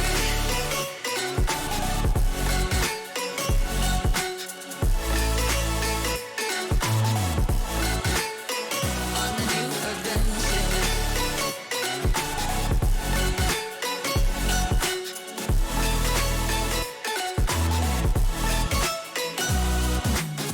You find me dancing on my own. Nowhere to be, nowhere to go. In the rhythm, I don't think of you. Don't call me up when you're feeling blue. You find me dancing on my own. Nowhere to be, nowhere to go. In the rhythm, I don't think of you. Let me go. It's a new adventure. Ignorant thought. All right, hello everyone. Welcome back. Draft for game 2. Sides are the same, so Avalanche on blue side, and Massive has again chosen to take red side. I'll come back stronger. Yeah, interesting choice from Massive. I think blue side has a much higher win rate in competitive play, so very surprising to see that they've opted for red side. I do wonder what they have to do in this draft that requires the red side pick, and why they don't really want to play on blue team. Yeah, so yeah, second game in a row they picked it, and it didn't work too much first game anyway. Avalanche actually opting to ban the center this time around, even though they picked it up in the last game. Not a champ I've seen Hooper play too much, so maybe just not something that they want to play again 2 games in a row, and not something they want to give away to Massive. Yeah, I imagine Hooper doesn't want to play the center again, and banning the center effectively does ban this Seraphine pick out. It's not as popular without the center, though it can still be very, very strong, very meta champion at the moment. Alright, and the Gnar instantly picked up. I mean, Yeah, right back. amazing gameplay coming out from Wood on last game on Gnar, and again, I imagine we'll probably see something Yeah, and similar this game. that's a real confidence pick, because first picking Gnar without banning Aurelia as well, which is one of Gnar's hardest matchups, really just says, I am better than you and I want to beat you. Interesting to see what Massive takes top lane as they lock in the Seraphine and the Wukong here. Yeah, so something that we just discussed ourselves briefly was that we didn't expect Massive to actually intend for Seraphine, and it to just be kind of taking it away from Avalanche as they picked up the Senna. It looks like it's not the case, because Senna was banned out and they still opted to pick up the Seraphine, so that seemed to have been an intended choice, and they've gone with it again this game. Yeah, and I definitely do like the pick. I think Seraphine is very strong. This Katarina hover is very interesting. The 60% heal shred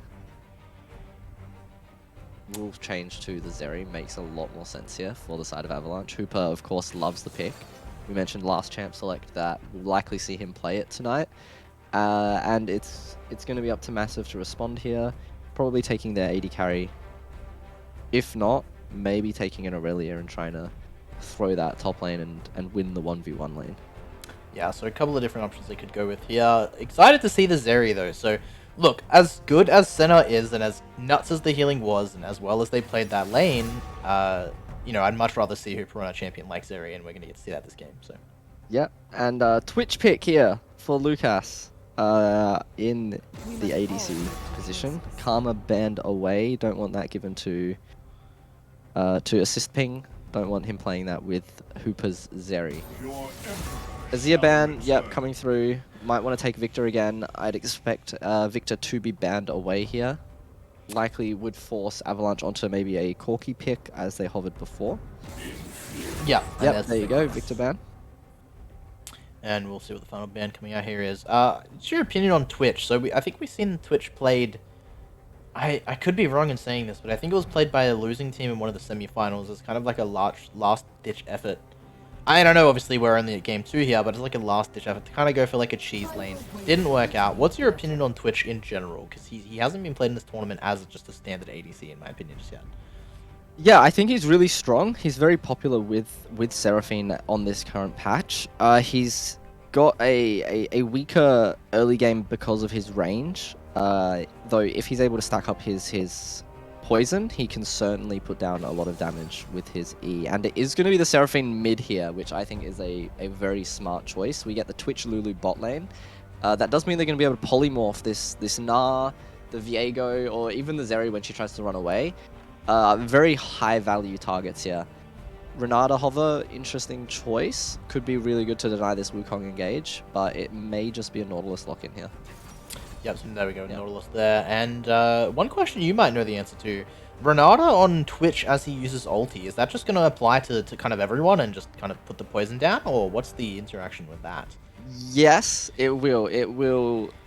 If Twitch ults and Renata ult hits Twitch, he will just absolutely wipe his whole team out. I really did like the Renata hover and the pick, but they have gone with Nautilus. Silas here to go up against the Seraphine, and I think that's a good pick. Taking the Seraphine ult's huge.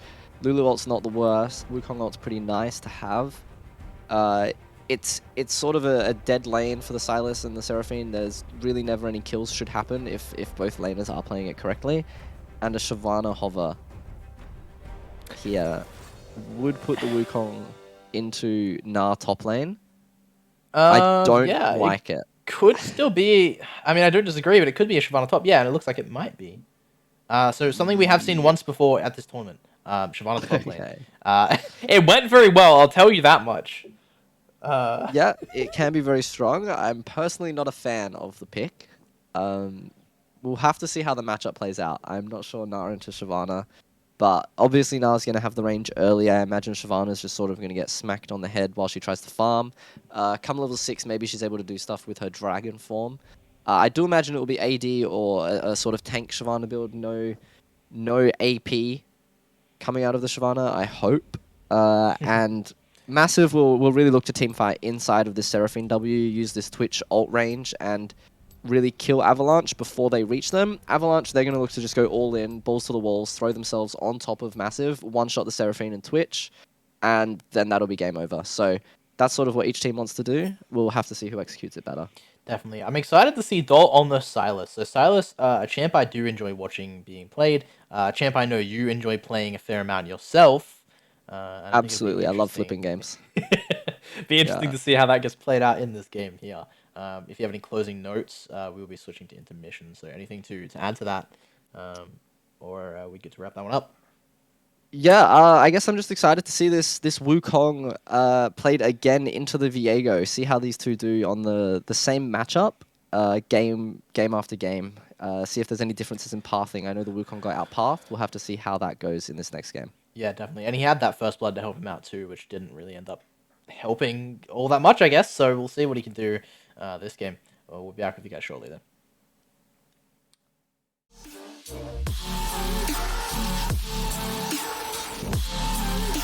But I keep on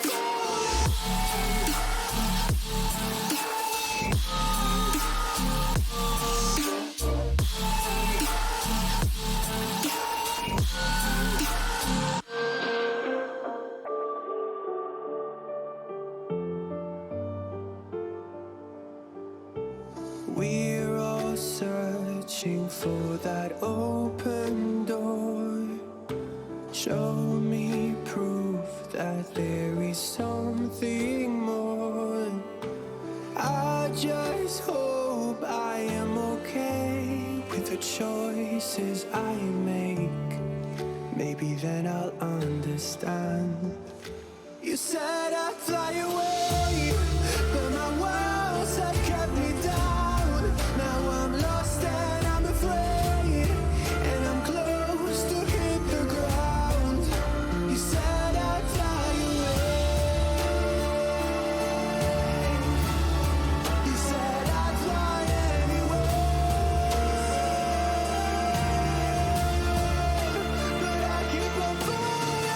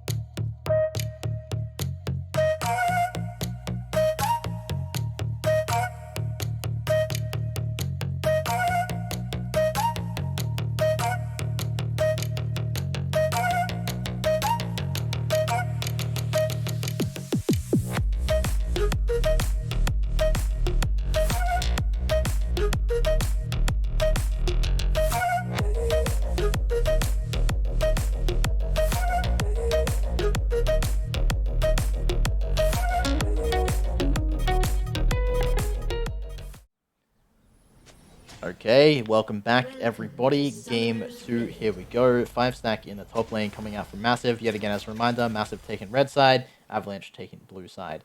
And looks like they're not going to meet at all at this point. Interesting one, but yeah. Yeah. And nothing going to happen here.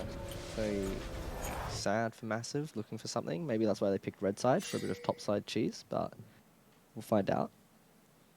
Yeah, now, again, something to keep in mind.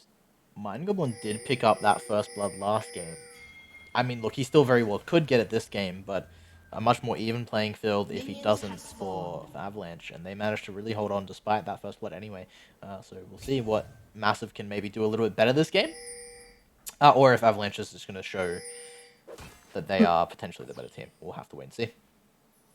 Yeah, our first step's definitely going to be keeping this top side equal.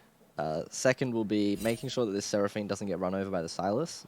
Silas can certainly have a lot of impact on the map, where Seraphine might be stuck farming in lane or unable to rotate because of the threat of him jumping onto her.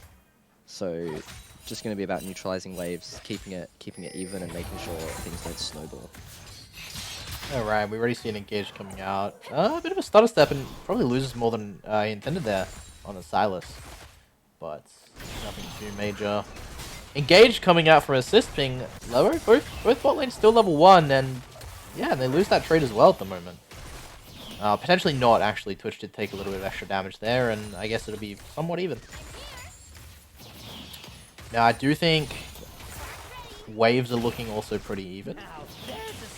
Yeah, Hooper just hitting the minions equally here. Looks like Lucas wants to put the wave forward, but Hooper's trying to stop this wave from crashing.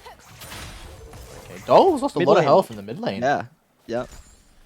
Dole probably losing more health than he'd like, and now that this wave's going forward, if Seraphine's able to hold it right at her tower, it's going to be a really hard time for the Silas pick. Gage coming out from assisting, a lot of damage going down.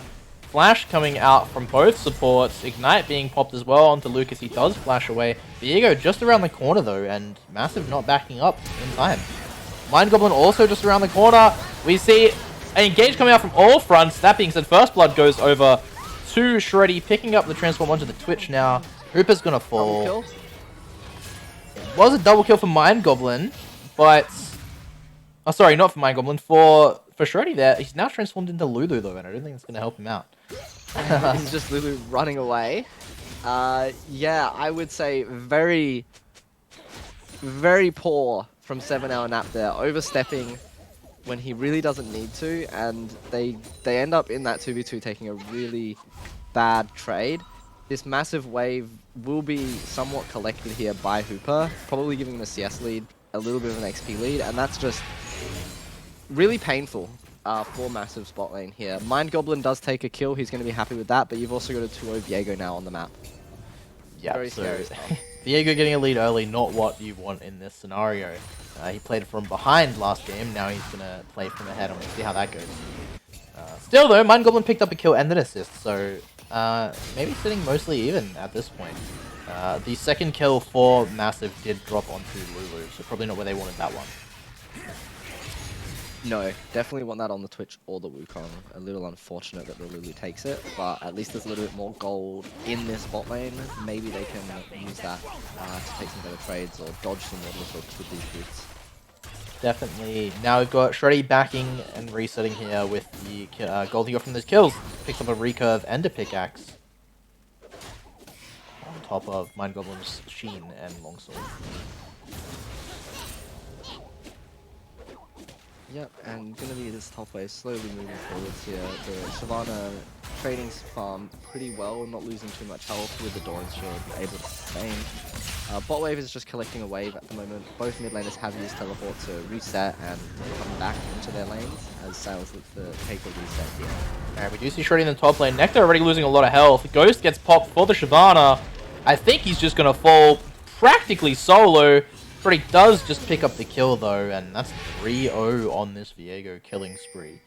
And top lane already looking quite dire for Nectar again. Yeah, just a little bit greedy, overstepping there. No real reason to stay so far up the lane for so long. He's going to teleport back as well. probably look to crash this wave into the tower. He's going to want level 6 and then to move and take a fight somewhere. Oh, sorry about that. You on there? Bot wave is slow pushing in. It's going to be interesting. You see Mind Goblin moving towards the side of the map. He's likely going to look to kill the dragon, but it could also be a bot dive if the conditions are right for it. And yeah, starting this dragon up, he knows he's got this massive bot wave, which Hooper's not going to be able to move and ditch. He needs the XP, he needs the gold. So dragon's going to be relatively uncontested. Really smart wave management, and we saw this in both games from the side of Massive to secure this dragon, feel their team stronger. Yeah. Avalanche Everything not taken. coming down, but not able to do anything. And yeah, level 6 for both mid laners now, so this could look scary if the fight continues on. Yeah, but Okay, and it manages to hit 2! Mind Goblin W's way in time. The real Seraphine ulti coming down, charming 3, but not enough damage to follow it up. And wow, I'm surprised that ulti hit. yeah, Mind Goblin definitely asking some questions to Raya after that one. That was a little bit suspicious. But as you saw, it was only 3 members of Avalanche versus 4 members of Massive. Hooper obviously telling his team, nah guys, I gotta catch this wave. I don't want anything to do with it. And this means there's nothing able to happen. Yeah, that being said, he did manage to pick up a decent CS advantage, so he's sitting at 15 CS in lead. A fight breaking out here. Mind Goblin very low, but does manage to blast cone over the wall. Hooper taking a little bit of damage from it. Not able to do too much to Mind Goblin there. Yeah, and he's just too tricky. He gets out, gets over the wall, and runs back to his tower. He's going to take a reset. Avalanche, big wave coming forwards. Hooper's probably looking to back after this next wave here. He'll want to crash it into the tower and get out, spend his money. Throws the W through the wall, crits the wave. Yeah, he'll know that Wukong's just backed. He's not scared of a Mind Goblin gank. Now, I got a bit of a question for you. Not something we see too often. And I know it's had its moments and it's had its downfall. The Cull picked up on Twitch, though. What's your thoughts on that one? Not an item you see often. Yeah, I think it's fine. He's just looking to farm. Ultimately, he knows he just wants to farm. The side of Massive do not want to fight early. I think it was bought after his early death, which Yep. I think it's sort of all he felt like he could really buy, and it was the highest value thing he could buy. Yeah, that 2v2 fight early really cost them quite a bit, I think, in terms of the tempo that they want in this lane.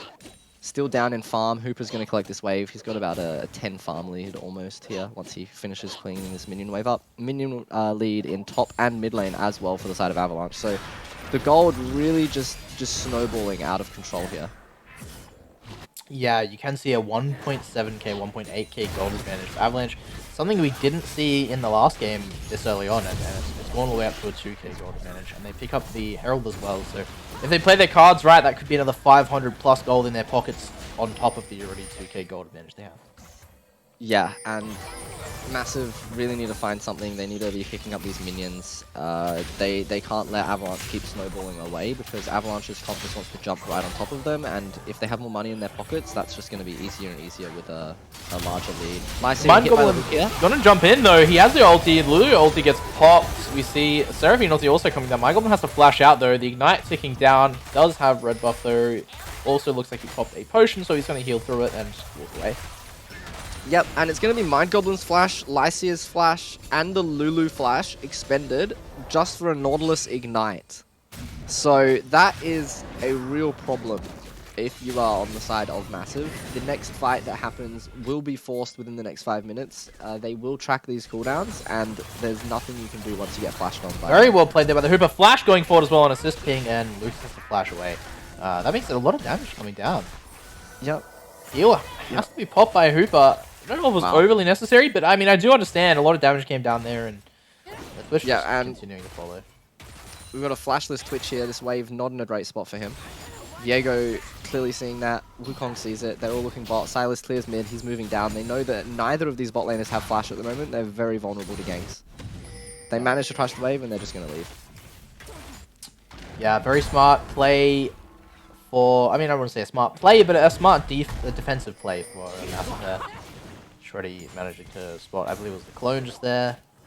So they know that we're calling a spot side. And it looks like he's going for the engage on the map. Does stop Mind Goblin's back. Yep, they have held them in this lane now. Dragon spawning in under a minute here. This Shyvana down so much farm. Yep, Shyvana done a lot of farm. If they can hold them long enough here, they're going to have no choice but to reset or take a fight that they can't win. It looks like Hooper resets to buy items and then probably will path up to the second dragon here.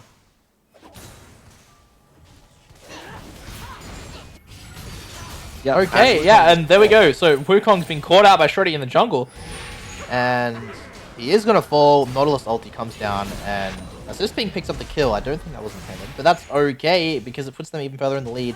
Mind Goblin not going to be alive for this dragon spawn, and he's not going to be able to make it there in time either. So definitely an option on the board for Avalanche. It looks like they're going to set up for it. Yep, looks like it's going to be an uncontested dragon. The jungler Mind Goblin is dead here, and Nautilus does accidentally take the kill. Maybe he wants to buy a Dark Seal, really snowball the lead a little bit more from the support position. That could be interesting. But bot wave's going to crash here, and Silas taking a reset. Might TP back. Nope, he chooses to stay. We'll see what happens here as Avalanche looks like they're being collapsed on in the top side. Woodon on this Gnar. Yeah, he's been amazing on this Gnar. I mean, I'd hate to see him get caught out here with all the members around. He does back away in time very well. Again, the word I used a lot for Avalanche is discipline. Very well disciplined there, knowing to back up, play it safe, and they do that all the time. But yeah, look, a little bit more of a slow top lane here, but that being said, CS Gap coming out, Woodon doing his job. We do see two members of Avalanche on the tower here. TP coming down. They're going to look to pick up Lucas, though. They're going to have to back away. Assist Ping might actually die to the poison. And he does manage to get away. Wow. Yep, Gnar engaging on the top side. Yeah, so there we go. Ulti into the wall. Shreddy just behind. Looks like it might be... Oh, no! I don't know if that was intended. Flash coming forward there. And they do pick up the Shyvana, but it does look like that Herald was definitely accidental. Wow, and what is the Shyvana doing just dying there? That is bad for the side of Massive. Engage coming out from Mind Goblin in the mid lane. Ulti used, second cast as well. Seraphine doesn't hit everything, unfortunately, and if she had hit any of her extra abilities there, she would have gotten the kill. But no, Silas Flash instead. Yeah, Shyvana has ult, has Ghost, and just dies to the Viego. It was, I would say, a little bit unexpected, the amount of damage that just came out there, but no real business standing so close, I don't think. That Herald was spawned, and that was sort of an unnecessary death. That really meant that the tower couldn't be defended or contested at all. Some plates taken in the bot side for Massive as a return, but Hooper still up 20 farm in the bot lane, as well as a 10 farm lead mid lane, and then 30 to 40 farm in the top lane as well.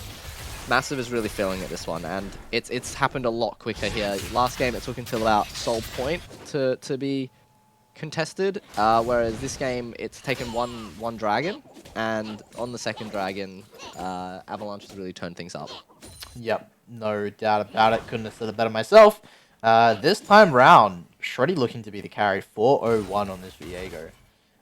Very scary champion when he gets a lead, and he has a lead, so something to watch out for. Gnar also, despite the fact that he doesn't have any kills, he's, like we just talked about, over 40 CS up, and he's doing very well in his lane as well. Yeah, and I'm not too sure about this Shyvana versus Gnar matchup. I believe it's an LPL matchup, but I think it's meant to be Shyvana favored is why it is picked in the LPL. I'm personally not a fan of Shyvana into Gnar. I believe Gnar just runs away with it. Okay, Engage coming down onto Twitch there. Lulu ulti pop, but I think he's just going to fall. This thing tanks the tower. Another fight coming out in the mid lane. Dole looking to engage on Lesser. Gets half of his health down. Dole quite low on mana though, and cooldown's coming back up, so he's going to have to back away. Fight in the jungle as well. I don't think anything's going to happen to Woodon, but Nectar just around the corner. Ulti coming down from both members of Massive. Flash as well, and I think Woodon's going to fall here. Almost manages to pick up the kill on to Woodon, but no. Sorry, onto Mind Goblin, but no, they do get away. And a lot of summoners blown, by the way. Yeah, the flash from the Wukong, the ghost from the Shyvana expended. Of course, Gnar responding by flashing, trying to get away, and he does die just in his own blue side jungle. A little out of position, but nothing too major. It will be Massive taking this Rift Herald. Plates aren't currently on the map, so it's kind of a small small objective win, right? You get a little bit of bounty gold because of the massive gold deficit currently in place, but that's all you're really taking from that kill. Yeah, In this instance. definitely. Funnily enough, though, despite being 0-0-2 at that point, the farm advantage did give Nara 150 gold shutdown, so that's a little bit of extra gold given away as well. And there was a bounty on the Herald, which was picked up. So a little bit of gold in Massive's pockets that they didn't have before that, but I still don't think anything too detrimental to Avalanche yet. Yeah, definitely not. And it's going to be interesting to see once these team fights start, how much Seraphine, Twitch, and Wukong can do in an AoE field to really shut Avalanche out and put big damage numbers down before one of their carries gets annihilated, really, is what Avalanche is going to look to do to them. Yeah, definitely. I mean, the damage that can come out from pretty much every member. We see an ulti coming down with Nectar again. Wudon getting a lot of damage down. Does back away, though. Probably, yeah, definitely spotted a couple of members pathing up from Master there, and he's just going to run away over to his tier 2 tower. Herald probably going to pick up the tower. Yeah, and not a bad macro play here, recognizing they can't contest this dragon, so they are going to move as many players as they can to this top side. They might even look for 2 here. It really depends how Avalanche responds, but understanding that they can't contest this dragon at all, and they need to get something somewhere else, right? You never want to just be bleeding and not trading anything for it, so by taking the top tower, putting some pressure down, they at least trade some gold and get that shutdown bounty. So a good macro read, I would say, in this instance. Definitely still losing because we are having that dragon die, but at least it's not as bad as just bleeding or taking a losing fight. Yeah, very well put. And, you know, dragons for Avalanche looking quite scary. A mountain and a infernal dragon. That's a scary combo, and I mean, the next dragons are just going to continue to be infernals, so they're probably not going to want to give another one of those, but good to see them kind of clawing back something instead of just giving it away. Yeah, and the last thing you want if you're this Twitch here is... Okay, 2 ultis coming down. Nectar pops his ulti. Hooper also popping his, but he does have to flash away. Assist ping quite tanky sitting in the front line there.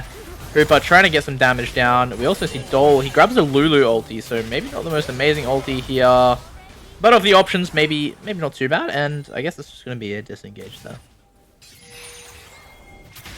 He might get caught here though. Lysaia Mind Goblin coming down. Ultis pop from both members. Dole popping the Lulu ulti onto himself and flashing out there. Another fight happening in the back line. Shreddy going in. Doesn't manage to pick up a kill, so he falls. That's shut down over to Lulu though. Not where they wanted that one to go. Poke just coming down from Hooper on repeat. Mind Goblin losing a lot of health. Dole gonna pick up. No, Hooper picking up that one. Wudon goes forward to hit the ulti, but Flash comes out to save Lysaia there. Yeah, good flash from Lysaia to get out. That is really unfortunate. 7-hour nap taking the shutdown. It didn't look like there was much of a choice. They really just had to throw all the damage they had onto the side of Avalanche and onto Shreddy. Lucas, really well spaced there at the end, throwing as many auto attacks as he could just so he could lifesteal. He had a burn on him, but he survived because of that Bork lifesteal. Very smart that he knew he had to keep throwing those autos. He couldn't just walk away, and he manages to survive on such slim health. Yep. Shreddy has opted for another kind of tanky build again, going I think the same as last time. So he's picked up the well, correct me if I'm wrong, I'm not sure what they call that one anymore, but it was the Iceborne Gauntlet. I don't know if that's the name anymore. Yep, I believe it's Frostfire Gauntlet. Yeah, there you go, you're right, that's correct. That is correct. But yeah, it's same kind of build as last game, I believe, and it did seem to work in both games, so interesting to see. Yeah, it definitely looked strong last game, still did damage. I'm not sure if this is the current meta build for Viego, but if it works, right? No reason not to.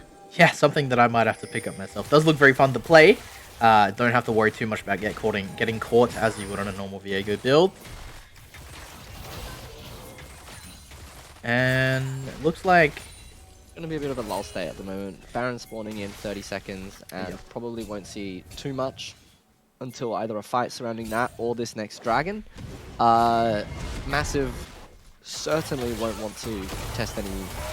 Okay, Hooper engaging onto Lucas there. 7-hour nap close by though. Hooper might have been taking a bad fight and he's gonna fall. Wow. Shutdown goes over to Lucas there. Yeah, Hooper just getting impatient, I would have to say. He's sitting mid, he sees people in the jungle and he goes, nah, I wanna fight. Does die for it. Okay, assist ping, engaging on 7-hour nap.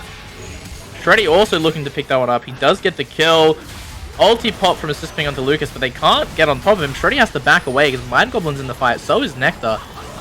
Last year coming around as well. We do have Woodon and Dole merging in. There we go. Double kill for Woodon. Didn't realize he picked up the first one. Flashes on top of Mind Goblin, and we see Shreddy following on Nectar. Lot of damage coming down, considering the fact that he has that Frostfire Gauntlet. Yeah, and And just Woodon picking up this this kill here on Mind Goblin as well.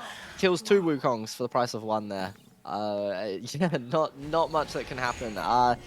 We're just seeing that this Shyvana pick has nowhere near as much impact as the Gnar does. That fight looking much closer. It was overall a 5v4, right? Hooper had nothing to do with that as it happened, and this Shyvana pick sort of ran in, did nothing, and died in the middle of that fight. Whereas Gnar hit a massive ult on 2 people, put a lot of damage down, and then ends up cleaning up the fight, taking the Wukong.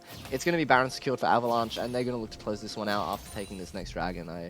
I would have to think.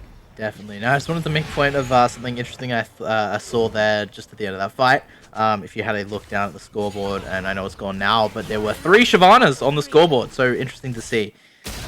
We did see that come out from, obviously, the Silas, and then also Shreddy transforming, so a very interesting one.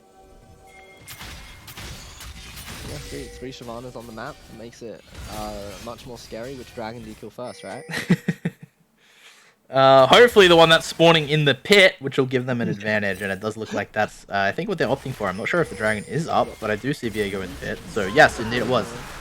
Take that. Lucas looking to kill Hooper here. Throws the ult. Hooper goes over the wall, says no thank you, and that's going to be disengaged now as Nectar looking like he's about to get thrown into a wall. Yeah, unfortunately, so Nectar just unfortunately taking L's from Woodon on repeat. Fight after fight, game after game so far. He does ult in just here though, doesn't have a lot of health, so he's going to have to run away shortly after. And it does manage to get them off the tower for a little while longer. Baron minions whittling it down though. Yeah, and it's just Avalanche sieging these towers. Silas in the top lane, he's saying, I'm shoving these waves, I'll be there soon. Putting some pressure down on the other side of the map. Avalanche is going to back up, no real reason to be this far up. Yeah, definitely, and they don't... Yeah, they don't manage to get the tower just yet, but it will fall any second. You've got the siege minion just going at it, and there we go. No tower falls there. 3 dragons as well for Avalanche after that second Infernal they picked up. And yeah, they're just looking quite strong. Yeah, they're just playing a 1-1-3 here on the map, pushing the waves in, taking these towers, similar to how they closed out last game. Engage coming down. Mind Goblin tries to get the engage, but he gets counter-engaged on. You see the ult's coming out from Lysaea. Assist ping does fall. Mind Goblin kind of caught out though, and I think he's going to fall there as well. Hooper picks up that kill, looking to pick up Nectar there. He does manage to get away with it. Goes, no, Hooper flashing forward, takes that double kill. Triple kill on Seraphine, potentially. No, she manages to get away, and it will still be a triple kill, potentially on Lucas here. Dole securing that one. And Hooper just doesn't want to stop yet, continuing 7 out. Look at the damage coming down! He is not done. And the insane just damage coming out from that champion. And I mean, prior to this, he had no kill advantage. He did have the CS advantage, of course. But, yeah, wow. He's just switched on tonight. He does not want to stop moving forwards, and even if it's going to get him killed, he's just going to take the fight. Yeah, it's been that way, and I guess it works. Yeah, game 2 finished, and that went a lot, I don't want to say quicker than I expected, but that last fight definitely went quicker than I expected, and it closed out nearly instantly after a nice engage there. Yeah, well, they only needed one Baron, and that was it. So they take that Baron, and they masterfully close that one out, really. Expert side lane control, perfect grouping, move that mid lane, and just rolling over massive to end the game. Yeah, that's a lot quicker of a game. 24 minutes as opposed to, I think the last one was at 38. At this point, 24 minutes here was where we were just seeing Avalanche start to take control of the last game, and this game they already had it done there. That puts them at 2-0 right now in a best of 5. So, will we see the reverse sweep? Look, it's always possible, and we love a good story here. So, you know, Massive gonna have to go back to their corner, really see what they can do, and it's gonna be a tough road ahead of them. Yeah, for sure. I think we really need to see something change in this top lane, whether it's a Gnar ban or a bit more of an interesting creative pick. I'm a big fan of Lilia top at the moment. Maybe one can hope. And maybe get off this Seraphine. Look for something that's much stronger early game. Really try and put Avalanche behind, make them uncomfortable. Because right now they're just playing the slow game, and they're playing it better than Massive is. Their slow-paced macro just seems a level above. So I think really what Massive needs to do is try and destabilize Avalanche and tip them on their heads. Yeah, most definitely. Now we will, of course, jump over to intermission at the end of this game here, and we'll be back with you guys very shortly as we look to get into Game 3. Now, again, keeping in mind this is a best of 5, but it could close out in a matter of an hour if this happens again. So, again, hoping that obviously Massive can pull something together and we can get an interesting series ahead of us.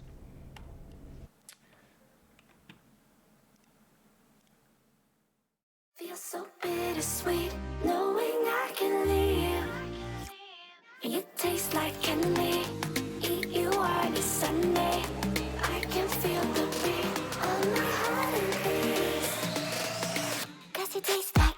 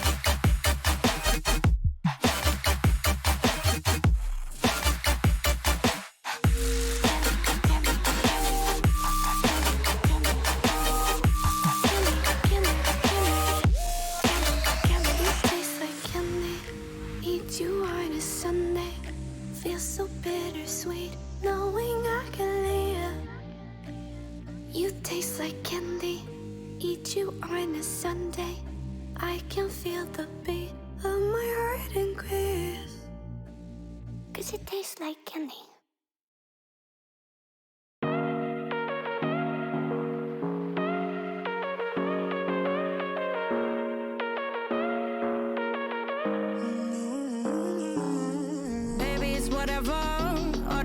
But you long gone, it don't matter. Ride or die, that's been the deal. The light of your back, I disappear. But if you don't play that for me, I'm out of it, I'm out of it. I lick my gun and then I'm done. I'm out of it, I'm out of it. And no man to tell me you're no good. I'm brushing away, do you, the weight of you, of my shoulder. Done with my cigarette, and when all the smoke is clear, I'm brushing away to you, the weight to you, the weight to you. Don't need a no man.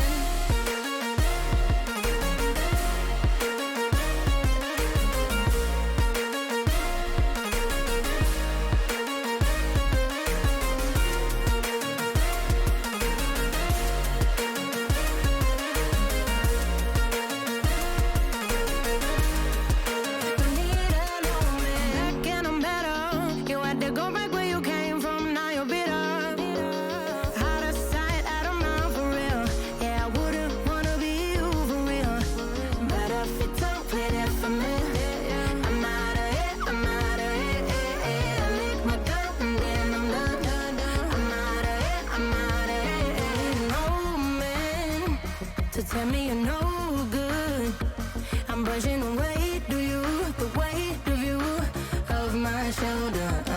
Done with my cigarette, and when all the smoke is clear, I'm brushing away to you, the weight of you, the weight of you. Don't need a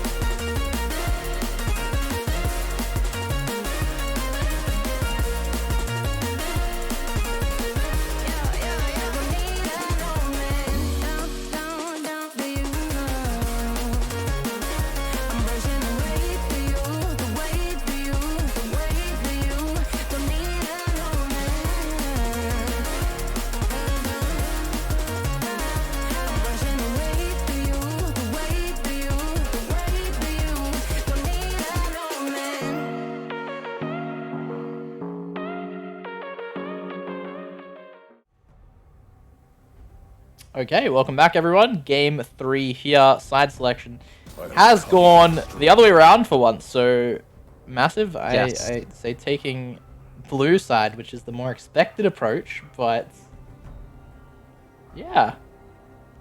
Definitely prefer this from Massive, taking this blue side.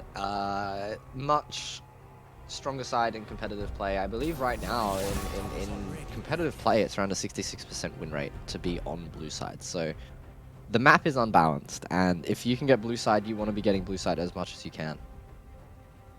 Yeah, definitely. Very well put there. And yeah, they have opted for blue side this game. So if that gives them the advantage they need to pick up a game in this series and potentially look for the reverse sweep, then so be it. That being said, of course, if they do pick up this game, then Avalanche does get side selection again. So if it's just going to be a purely blue side wins this, then I think Avalanche takes home the win. But we can see if Massive maybe pulls things together. They have banned the Gnar, which I'm not surprised about. I'm surprised it didn't get banned in Game 2, to be honest. Yeah, I'm glad to see this Gnar pick gone, especially since there was no Aurelia to answer one of his counter picks. It was a Shyvana pick instead. I think they really have no way to deal with the Gnar pick. So top lane matchup's going to be interesting this game. Wukong goes through the draft, but Viego does not. Will they first pick Wukong here, or do they feel like they have a more powerful first pick? Hovering the Gwen at the moment could be a very interesting pick to start things off, and it'll be interesting to see what Massive would want to, or what Avalanche would like to take to verse that. Yeah, definitely. And it is locked in, so Gwen is going to be the first pick. Yeah, can be flexed top and jungle. I do imagine this one will go top lane though. I'm not sure if Mind Goblins are big on the Gwen pick. Yeah, and then also with Wukong still being open, I don't know if he'd want to go for a third game in the row after dropping 2, but it is still on the board for him. Yeah, and it's something to talk about, right? The confidence levels. Is he still confident on his Wukong pick? Does he still think he can play it? And no, it will get taken away from him by Avalanche. They're saying you cannot have this pick, and he's going to have to answer with something that isn't the Viego now. Yeah, very well done by Avalanche, really. Kind of, you know, they got the Viego banned out, and then despite having first pick, they decided to go for the Gwen, left the Wukong open, and so they just decided to yoink that one away. Yeah, Braves being hovered could go top or jungle, even mid if they're feeling really feisty, and it's just going to be Kalista picked. Strong early game AD carry here. Probably means they're going to want to play for this bot side, secure the early dragons, and snowball this game. If Massive can't stay on top of things, we could see another really fast-paced game. Xin Zhao Azir locked in very rapidly here, and it is a blind pick Azir. He has no idea what he'll be versing. They do know that Dull has taken the Victor and the Sylas, so he'll be feeling quite alright into that. Of course, the Sylas can be picked into Azir. It's a good ultimate for him to take, as well as a Xin Zhao ultimate, which is going to make him quite possibly invincible if nothing outside of the Xin Zhao range can hit Sylas with his sustain. They do lock that in, and we move into the second ban phase here. Yeah, so a couple of things to point out. Kalista, I think something that we've seen banned for quite a couple of games here. So I think both games Kalista did get banned. This time it does get picked up, so Hooper going to be able to play that one. Potentially something he's been wanting to play in, and they do manage to pick it up. Sylas, again, we saw quite a decent champion. Very decent player as well on that champion, so Sylas going to be a great pickup as well. Wukong, you know, just one of those stable champs. Might have lost the last 2 games, but nonetheless, I think he has one of the highest win rates here at the tournament anyway. And then moving on to the Azir pick, something we have, I think, seen Lysair prioritize before. So he's got that in his pocket now instead of picking these, you know, like the Seraphine and whatnot. So more of a comfort pick, I imagine. Yeah, and we'll probably see a support, the support ban come through here, and maybe another support ban here from Massive, but otherwise they'll likely ban out a top laner. Not sure what they think Woodon will play. Yeah, so I mean they've only faced the Wrath of the Gnar 2 games in a row, and now it's gone. So the Renata ban really strong with Kalista, very good ban. Seraphine being hovered again here, probably for this support role. Of course, Sylas will be going into the mid lane. And the switch to Teemo. Teemo hover, a little bit funny. Maybe they take it. I don't think it's getting locked. Tryndamere, very interesting. Okay. Not sure on that matchup personally. definitely would have liked to see a bit of Teemo. It's always fun. But Tryndamere stronger into the Gwen, so something that Gwen does struggle to beat. Of course, they sort of jump on top of each other, start smacking each other with their scissors and sword, and eventually Tryndamere presses R, and then he closes out the fight. Not much the Gwen can do but run away at that point, and with the health bars that they will have left, Tryndamere can pretty much just slap all over the Gwen. Ezreal and Karma taking bot lane, really safe bot side here. Definitely don't want to die to this Kalista and support duo, which will be picked here. Camille hovered. Not likely. No, definitely not. Fiddlesticks making somewhat more sense. Annie would be a fun one to watch. And Mumu. Really like this pick here. Wow, Avalanche coming up with a really interesting team comp and a very strong support pick, I would say. This Mumu has been buffed for the support role, I believe, just this patch. And the amount of engage he has and the AoE ultimate really synergizes incredibly well with this Wukong, Kalista, and Sylas.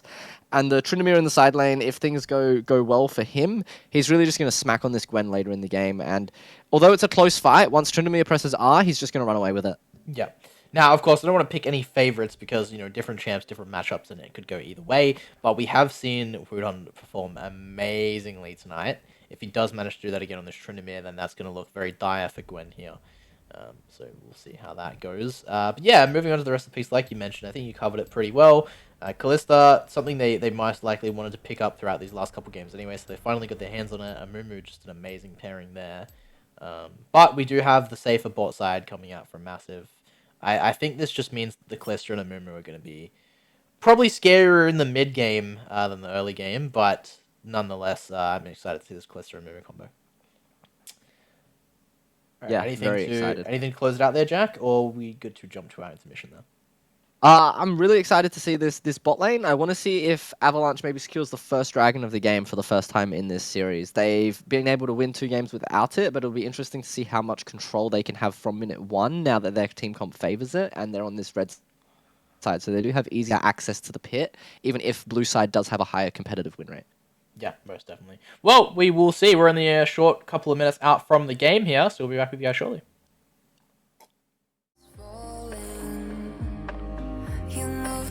To stop me from hitting the ground. In every goal there was a meaning. For this love ain't kryptonite. And if you keep me close, a minute in this hourglass you hold. And then I fall to be there and I'll wait to say it. Superhero in me.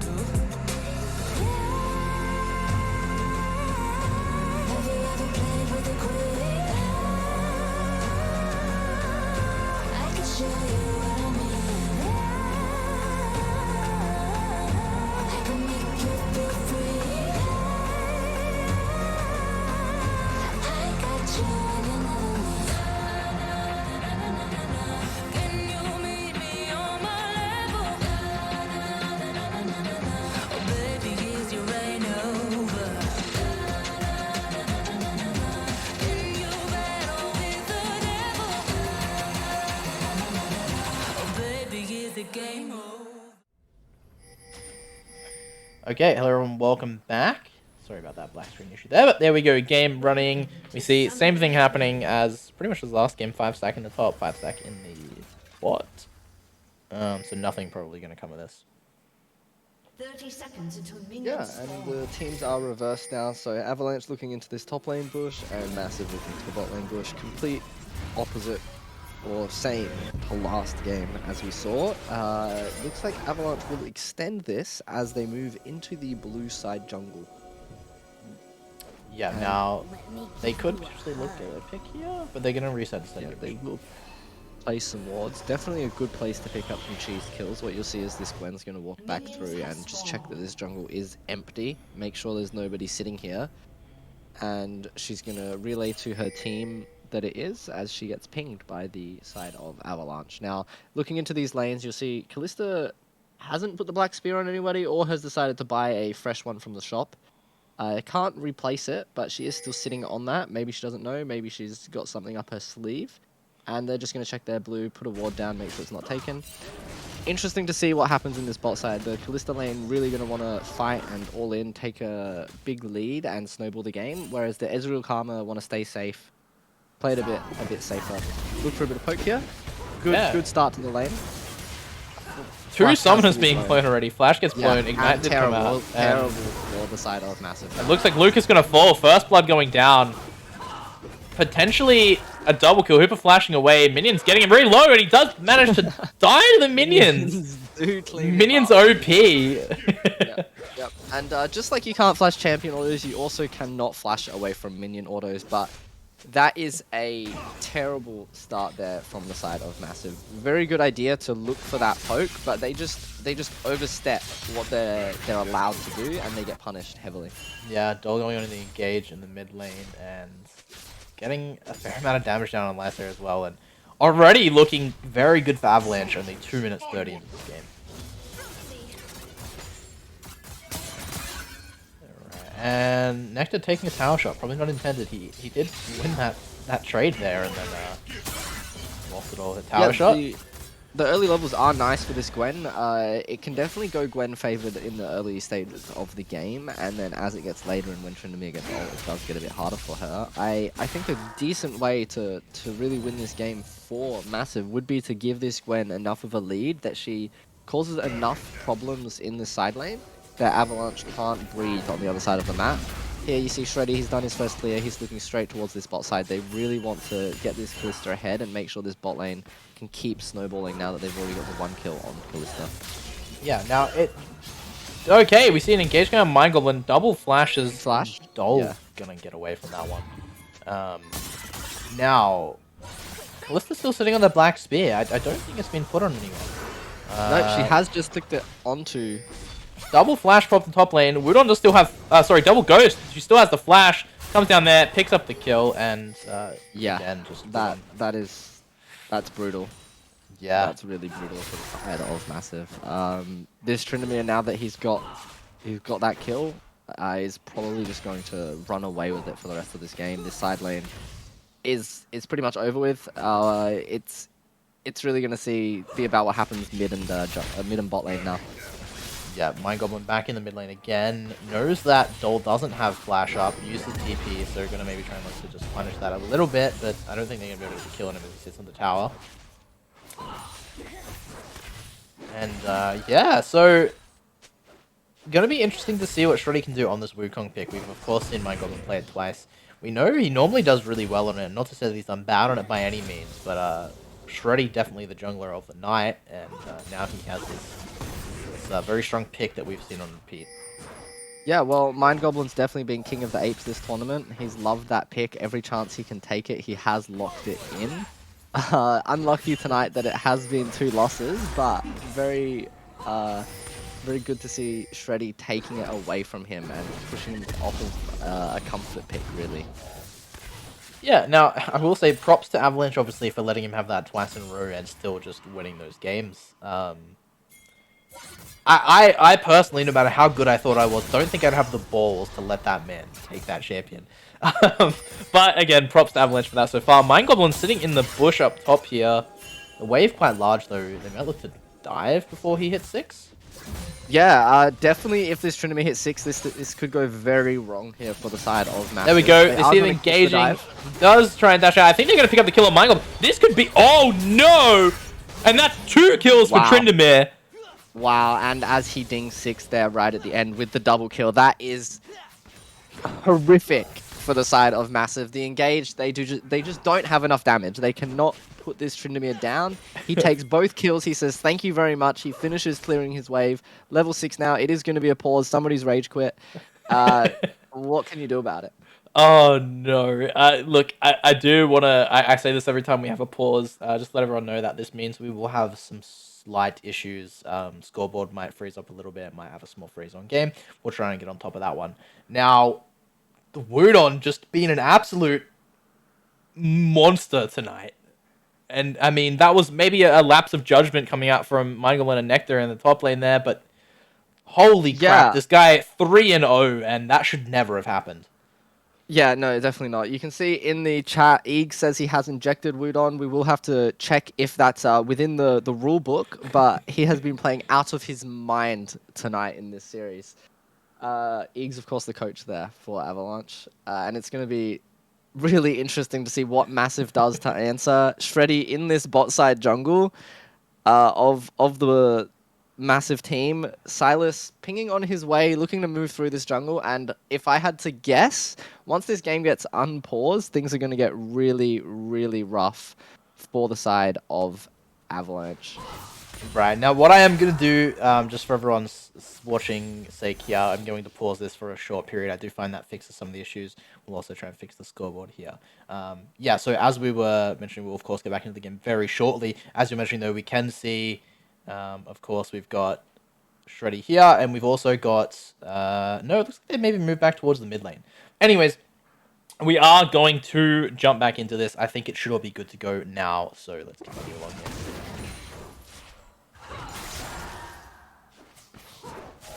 All right.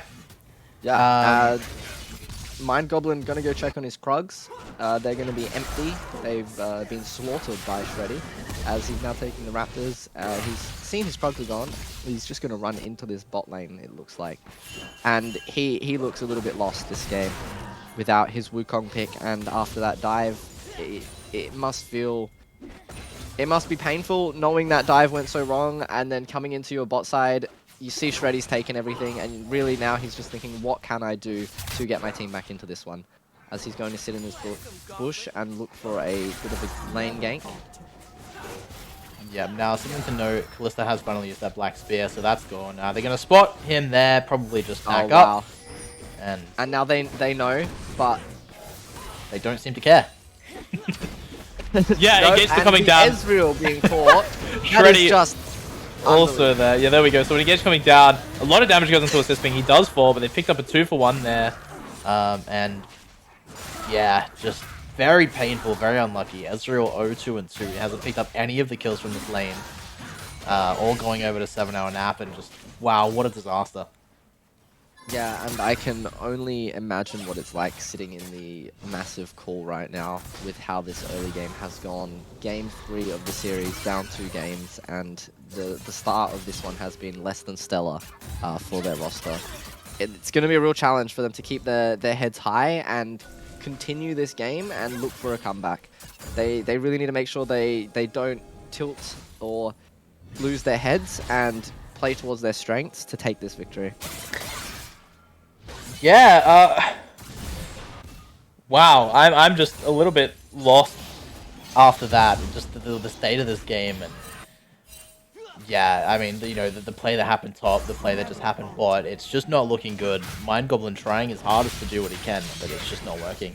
Looks like an ulti was popped in the mid lane, I think from actually Dole there, picking up, picking up the Azir ulti and just kind of using it there. Nothing seemed to have come of it though.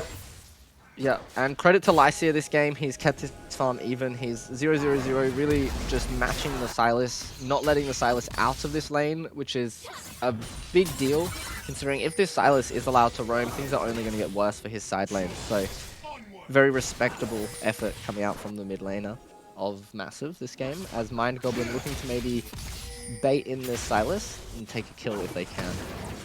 Yeah, just need something, and There we go. Looks like this is going to be it. Flash coming out from Dole, though, and that might be all she wrote. No, flash coming from Mind Goblin. Big damage coming down. Dole, there we go. He does fall, and Enemy is diving. he is diving, uses his ulti, gets the kill, and that's just how top lane's going to go from now on. Yeah, really good gank from Mind Goblin. Excellent setup there from Lycia. Perfect baiting. Dole does get thrown right into the happy arms of Mind Goblin, and as this is happening, Nectar just gets slapped across the face a few times by the Tryndamere. He drops the ult, takes the kill, and that's, yeah, how that top lane matchup is going to play out for the rest of this match. Yeah, definitely. A lot less being done from the junglers this game than previous games, and just the lanes kind of doing everything for the most part for themselves.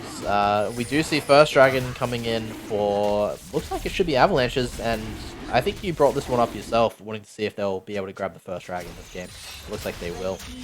Yeah, and they are going to take the first dragon, but it is certainly a lot later than what we saw from Massive. Definitely different stylistic choices coming out across the two teams.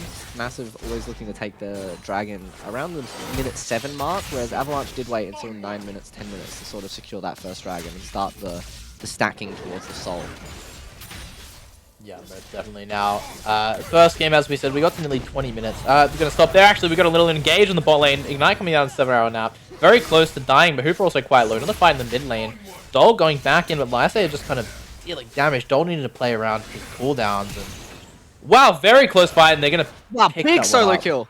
Big solo kill there from Lycia. That is a great play from him to manage to secure that one. He uses the flash expertly to get out. And a double ulti coming in the bot lane. That's What I kind of expected to see from that combo for the most part. You see the Amumu ulti, the Kalista ulti into the Amumu ulti, and then the Wukong ulti, and they just kind of get cleaned up with no kind of play on that one in the bot lane.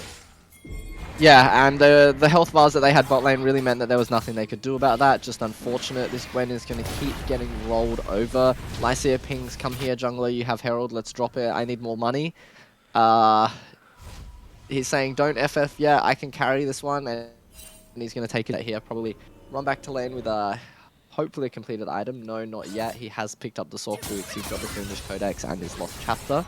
Teleports in, he's going to collect the wave, and this Gwen is in a very dangerous spot right now. It's so far up the lane. This Tryndamere can certainly decide to run her down if he so pleases. He is going to choose to take this farm.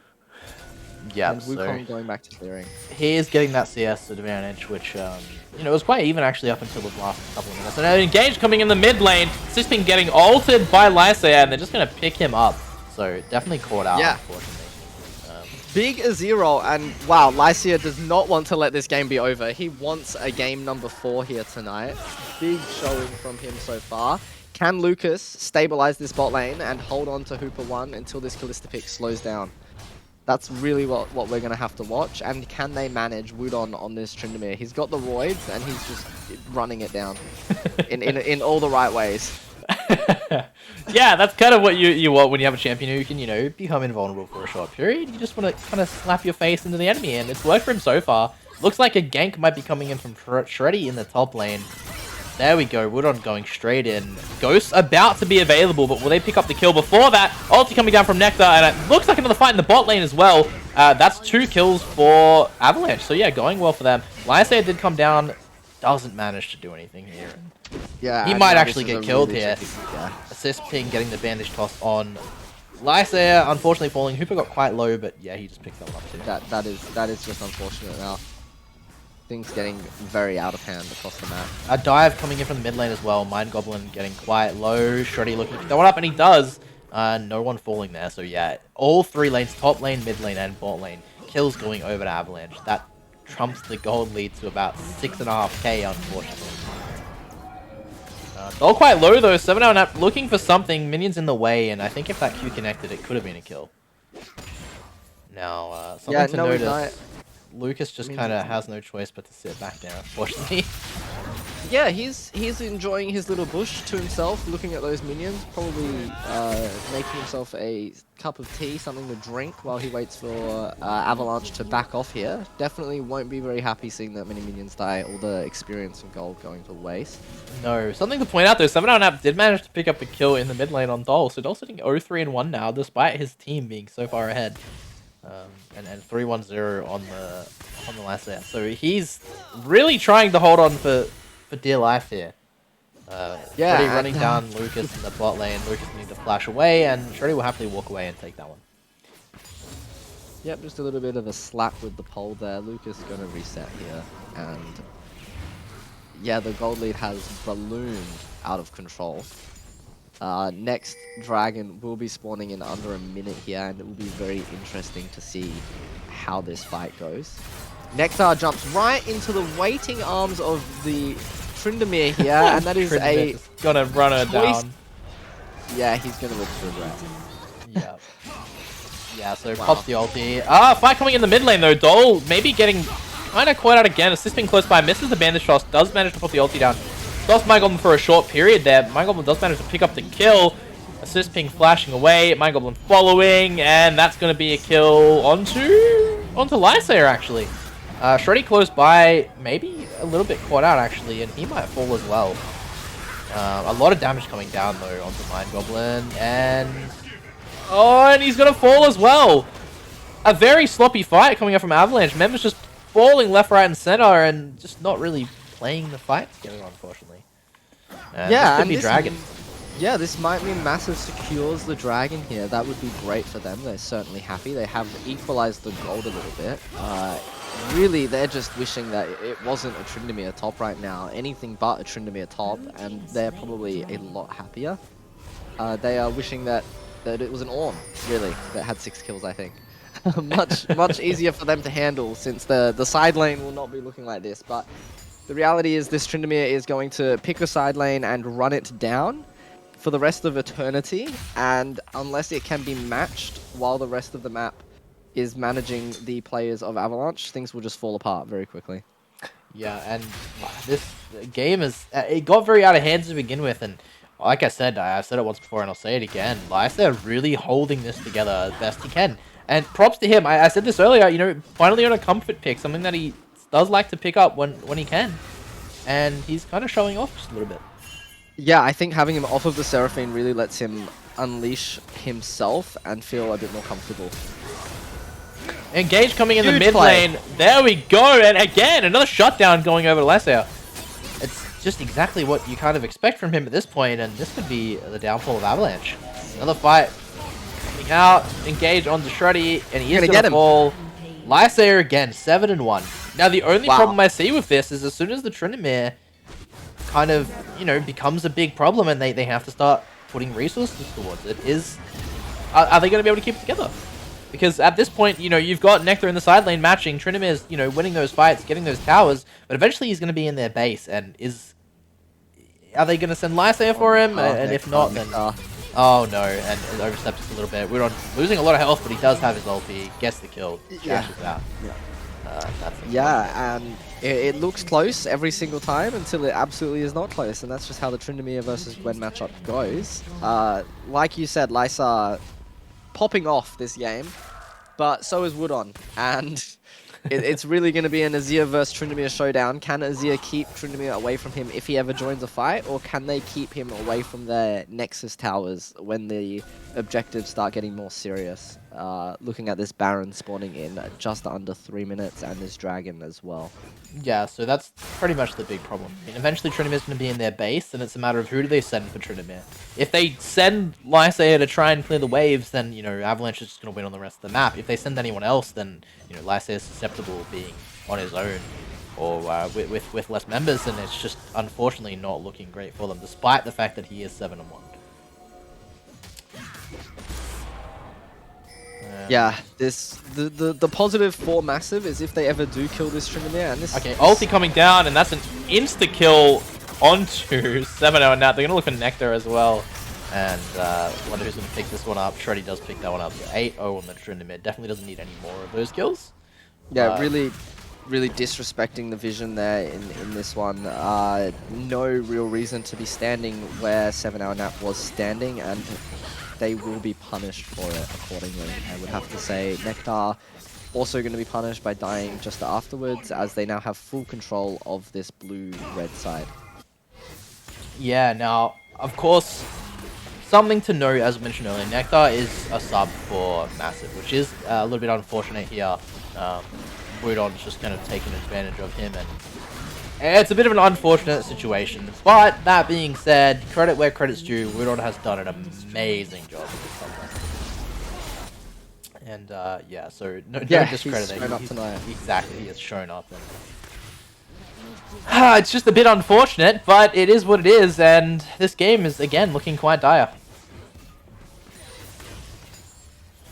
Yeah, and I think having that Gwen come in so early in the draft, I believe it was first pick, was probably a real mistake. Of course, games 1 and 2 were quite a big difference in the top lane. The XP and farm differences were rather large, as well as the team fight impact.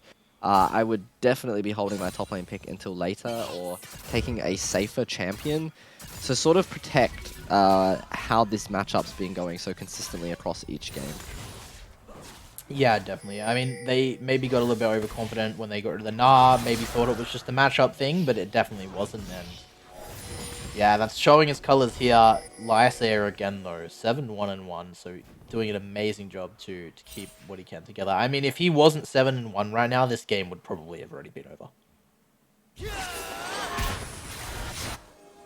Yeah, Lysair doing an amazing job to really come in and pull the 7-1 scoreline. And maybe Shreddy caught here, he will have the W just to jump out. And it does have to be said, Nectar doing his best in this side lane to not get completely run over. There is definitely a world in which the inhib is already gone, and yeah, we see him proactive teleport. TPing here as well, so yeah, like his proactive teleport. Wudon gonna have to join from far away. They're getting the damage down on the Dole. Ulti's coming down from Nectar, and that does manage to slow him enough for them to pick up the kill. So, oh no, actually, sorry, the ultis didn't land at all. That's surprising. I would have thought they had. No, but big play there. I really like the proactivity of Nectar to teleport in and make that sort of decision that he is going to come over to this Baron, and now they are looking to force it as a 5-man. Yeah, so 5-man on the Baron. Of course, Avalanche are just going to want to give this one over, but they only have 4 members. Assisting going in with the ulti, and we see just the combo coming down there. Lysair leaves the pit, but the rest of his team is going to be left to die. And yeah, that's a very unfortunate fight there. Again, Lysair. Yeah. No, Lysair falling as well. So I did see Wudon coming up from above there. He must have picked that one up. And yeah, Lysair made a pretty nice EQ Shurima shuffle to get out there, and Wudon wasn't having any of it. I believe he Gale Force flashed and had his Ghost on just to chase him down and say, no, you're not going anywhere. I will be killing you. Thank you very much for your money. As they finish up that fight, take the Baron, and now they're going to look to close this game, I would have to say. Yeah, most definitely. And yeah, just a 4v5, and they still couldn't pull it together. Very well played with that TP and to get the pick onto Dole there, but the thing to remember is that Dole is the weakest link of the team right now. 0-5-1, he's really not contributed to any fights that have been overly important, and the rest of the team was just there. He's just happy to be here, to yeah. be honest. He's saying, thanks team, these minions taste good, and yeah, he's smiling and waving. But his team is doing such an amazing job that who can really blame him? If he can come along for the ride, then why the hell not? I mean, of course, in his own right, he's been an amazing player throughout this tournament, but I'd take a free win where I can get one. Nice attempted play coming from Lysair, but it unfortunately doesn't amount to anything. Does manage to blow the flash from Cooper, though.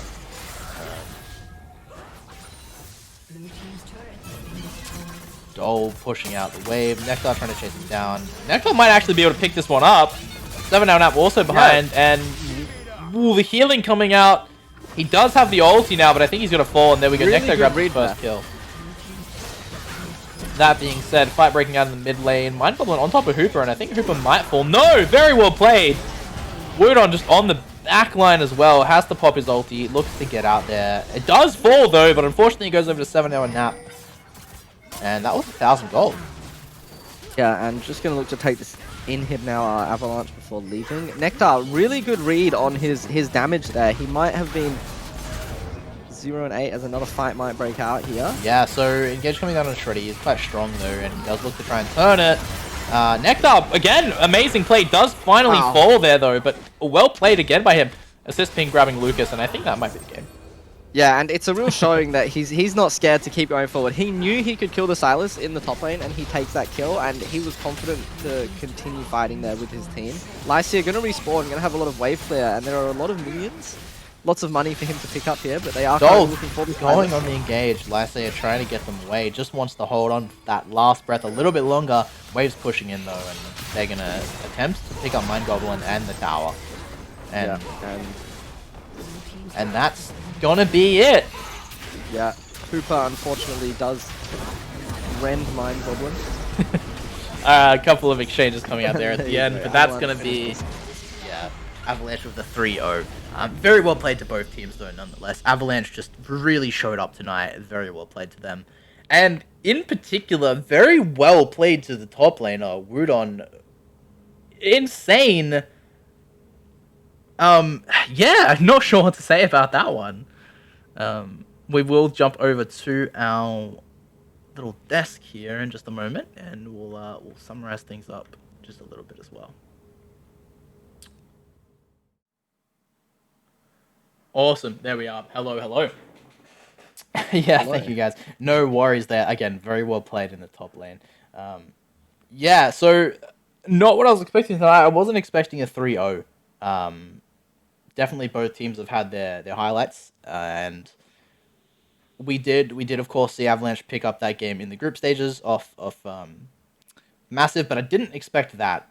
Jacko, what's your thoughts there on the series tonight? Yeah, I definitely expected a closer series, but I think with what Avalanche showed, they were well prepared. They had some drafts and picks in mind that they really wanted to run. Looking at that Gnar pick, game 1 and 2, and then banned in game 3, and they were confident with what they had to draft. They weren't scared of the Wukong coming out from Massive, knowing that Mind Goblin does love that pick, and they really just had prepared for this matchup, I think. Definitely. Now, of course, this is the time where we can interact with chat just a little bit. We see a lot of requests for an interview with Wudon. Look, by all means, it is the end of our tournament, so we will have you up here if you would like. That goes to pretty much everyone from Avalanche. Well played, guys, and we would love to have one or a couple of you guys on board just for a quick interview there, as you guys obviously picked up the cup here. Very well played tonight on the 3-0. But yeah, excellent job. Yeah, amazing job. Well done. And yet again, well done to Massive. You made it all the way to the finals. So by all means, was the 3-0 tonight not, don't let it get you guys down. And I'm sure you won't. Go back, learn from it and whatnot. But nonetheless, you made it all the way to the finals. So very well played for that too. And yeah, I think that, I could be wrong in saying this, but I think they only dropped games to Avalanche. They might have dropped one to Weekend Warriors. So I might be wrong there. But nonetheless, very well played from both teams. Yeah, I think both teams that we had here tonight were certainly the two best teams we had enter the tournament. Really showed up throughout the tournament. They were consistently strong. You could tell they were strong. They looked a level above everybody else, and both teams should be really, really happy with themselves and the performance they've shown, and both of them should be really happy just being here. And yeah, congratulations to Avalanche. Yeah, without a doubt. Now, I will... Yeah, we've got more requests for Wudon interview. If you are in the stream still, please let us know. We would love to have you on for our post-game interview here. I will reach out myself as well. Chat going crazy with the copy pasta now, I believe. There we go. But that's awesome. Yeah, and a huge thank you to everyone who has joined us, whether it be competing and anyone from the other teams, whether it be viewers as well. Of course, we couldn't have a tournament without everyone here to also enjoy it. It would just be a little bit of a waste of time, but nonetheless, thank you to everyone who's supported us and the teams throughout this tournament. We're not getting a response, so I'm going to give that probably a no for the interview, unfortunately. Our support can do the interview. Yeah, get him in the we can take that. Vespertine esports. Jump him into the hub or something, and we'll move him. Yeah. But do we have? We don't have a hub. I'm not gonna. I mean, we have a general chat. Yeah. So by all means, we can jump into general. Jacko, if you want to join me in there as well. But we will both be jumping in there. Yeah, awesome. Let's go there, Jack.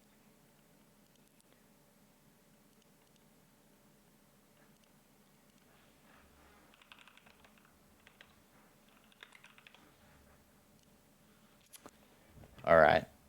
Hello. Hello, hello.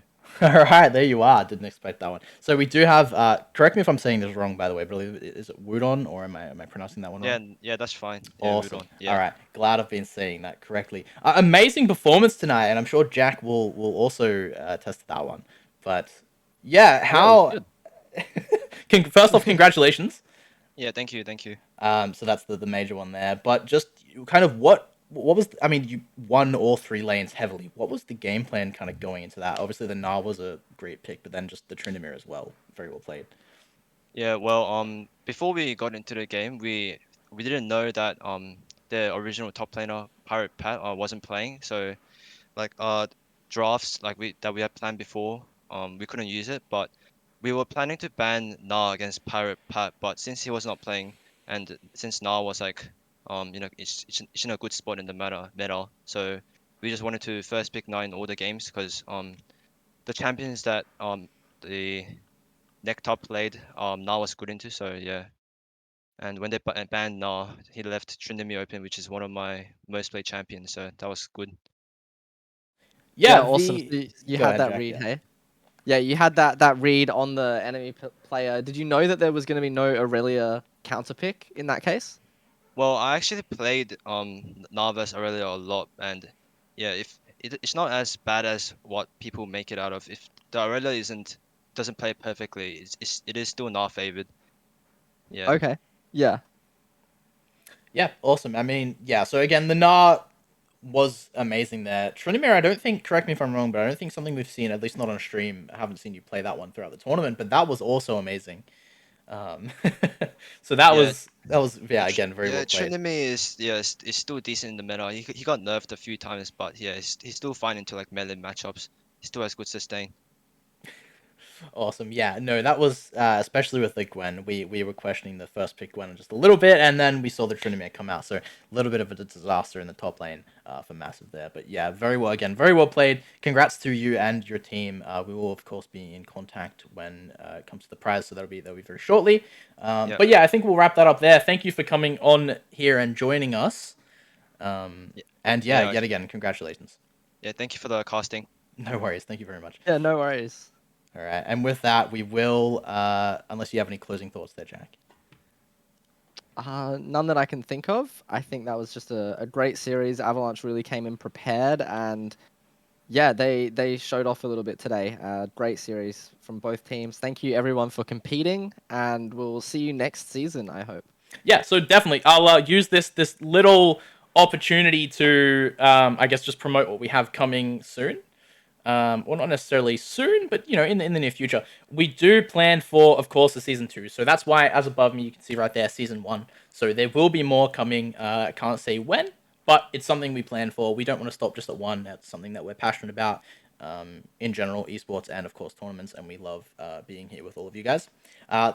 In the meantime, though, we may see some shorter tournaments coming, potentially some Iron to Plats, potentially maybe some more Plats to challenges, depending on what we kind of choose with that. But nonetheless, you will see us around, so don't forget. Feel free to check out our Discord and our socials as well. We do post quite a lot in our Discord, and we're very active. It's not only for our players, so if you want to be part of the community, if you want to get in on some games, not just League, but you know, some fun things, we've got some Faz going, we've got some Minecraft going. There's always stuff happening in the Discord as well, so feel free to jump into that, guys. And yet again, thank you to everyone for being a part of this. And I think that's pretty much it. I think we're going to close it out there, Jack. Yeah, have a great night, everyone. Thanks for being here. Stay awesome. Awesome.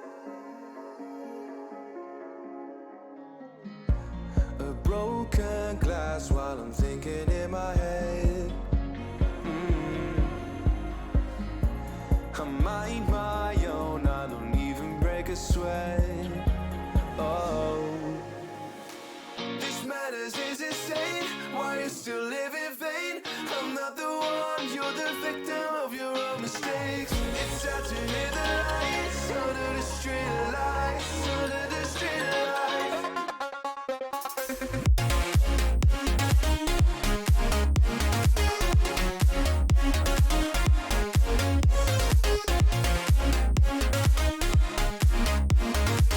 I'm not the one, you're the victim of your own mistakes.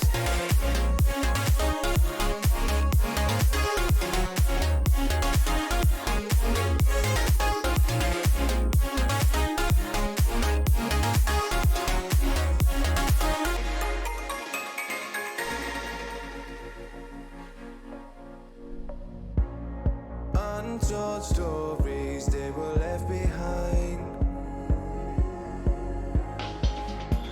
Silent breeze, I got nothing on my mind. This madness is insane, why you still live in vain? I'm not the one, you're the victim of your own mistakes. It's time to hit the lights, under the street lights, under the street lights.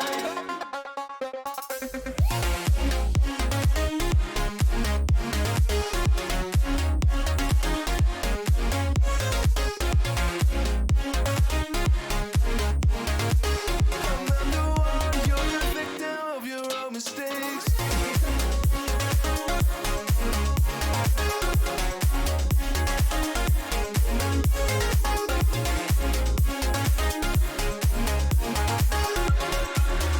You're the victim of your own mistakes.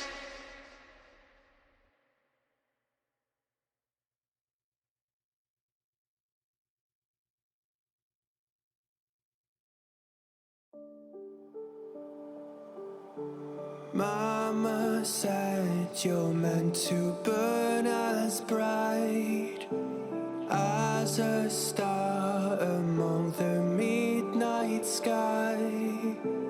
All the pressure blinded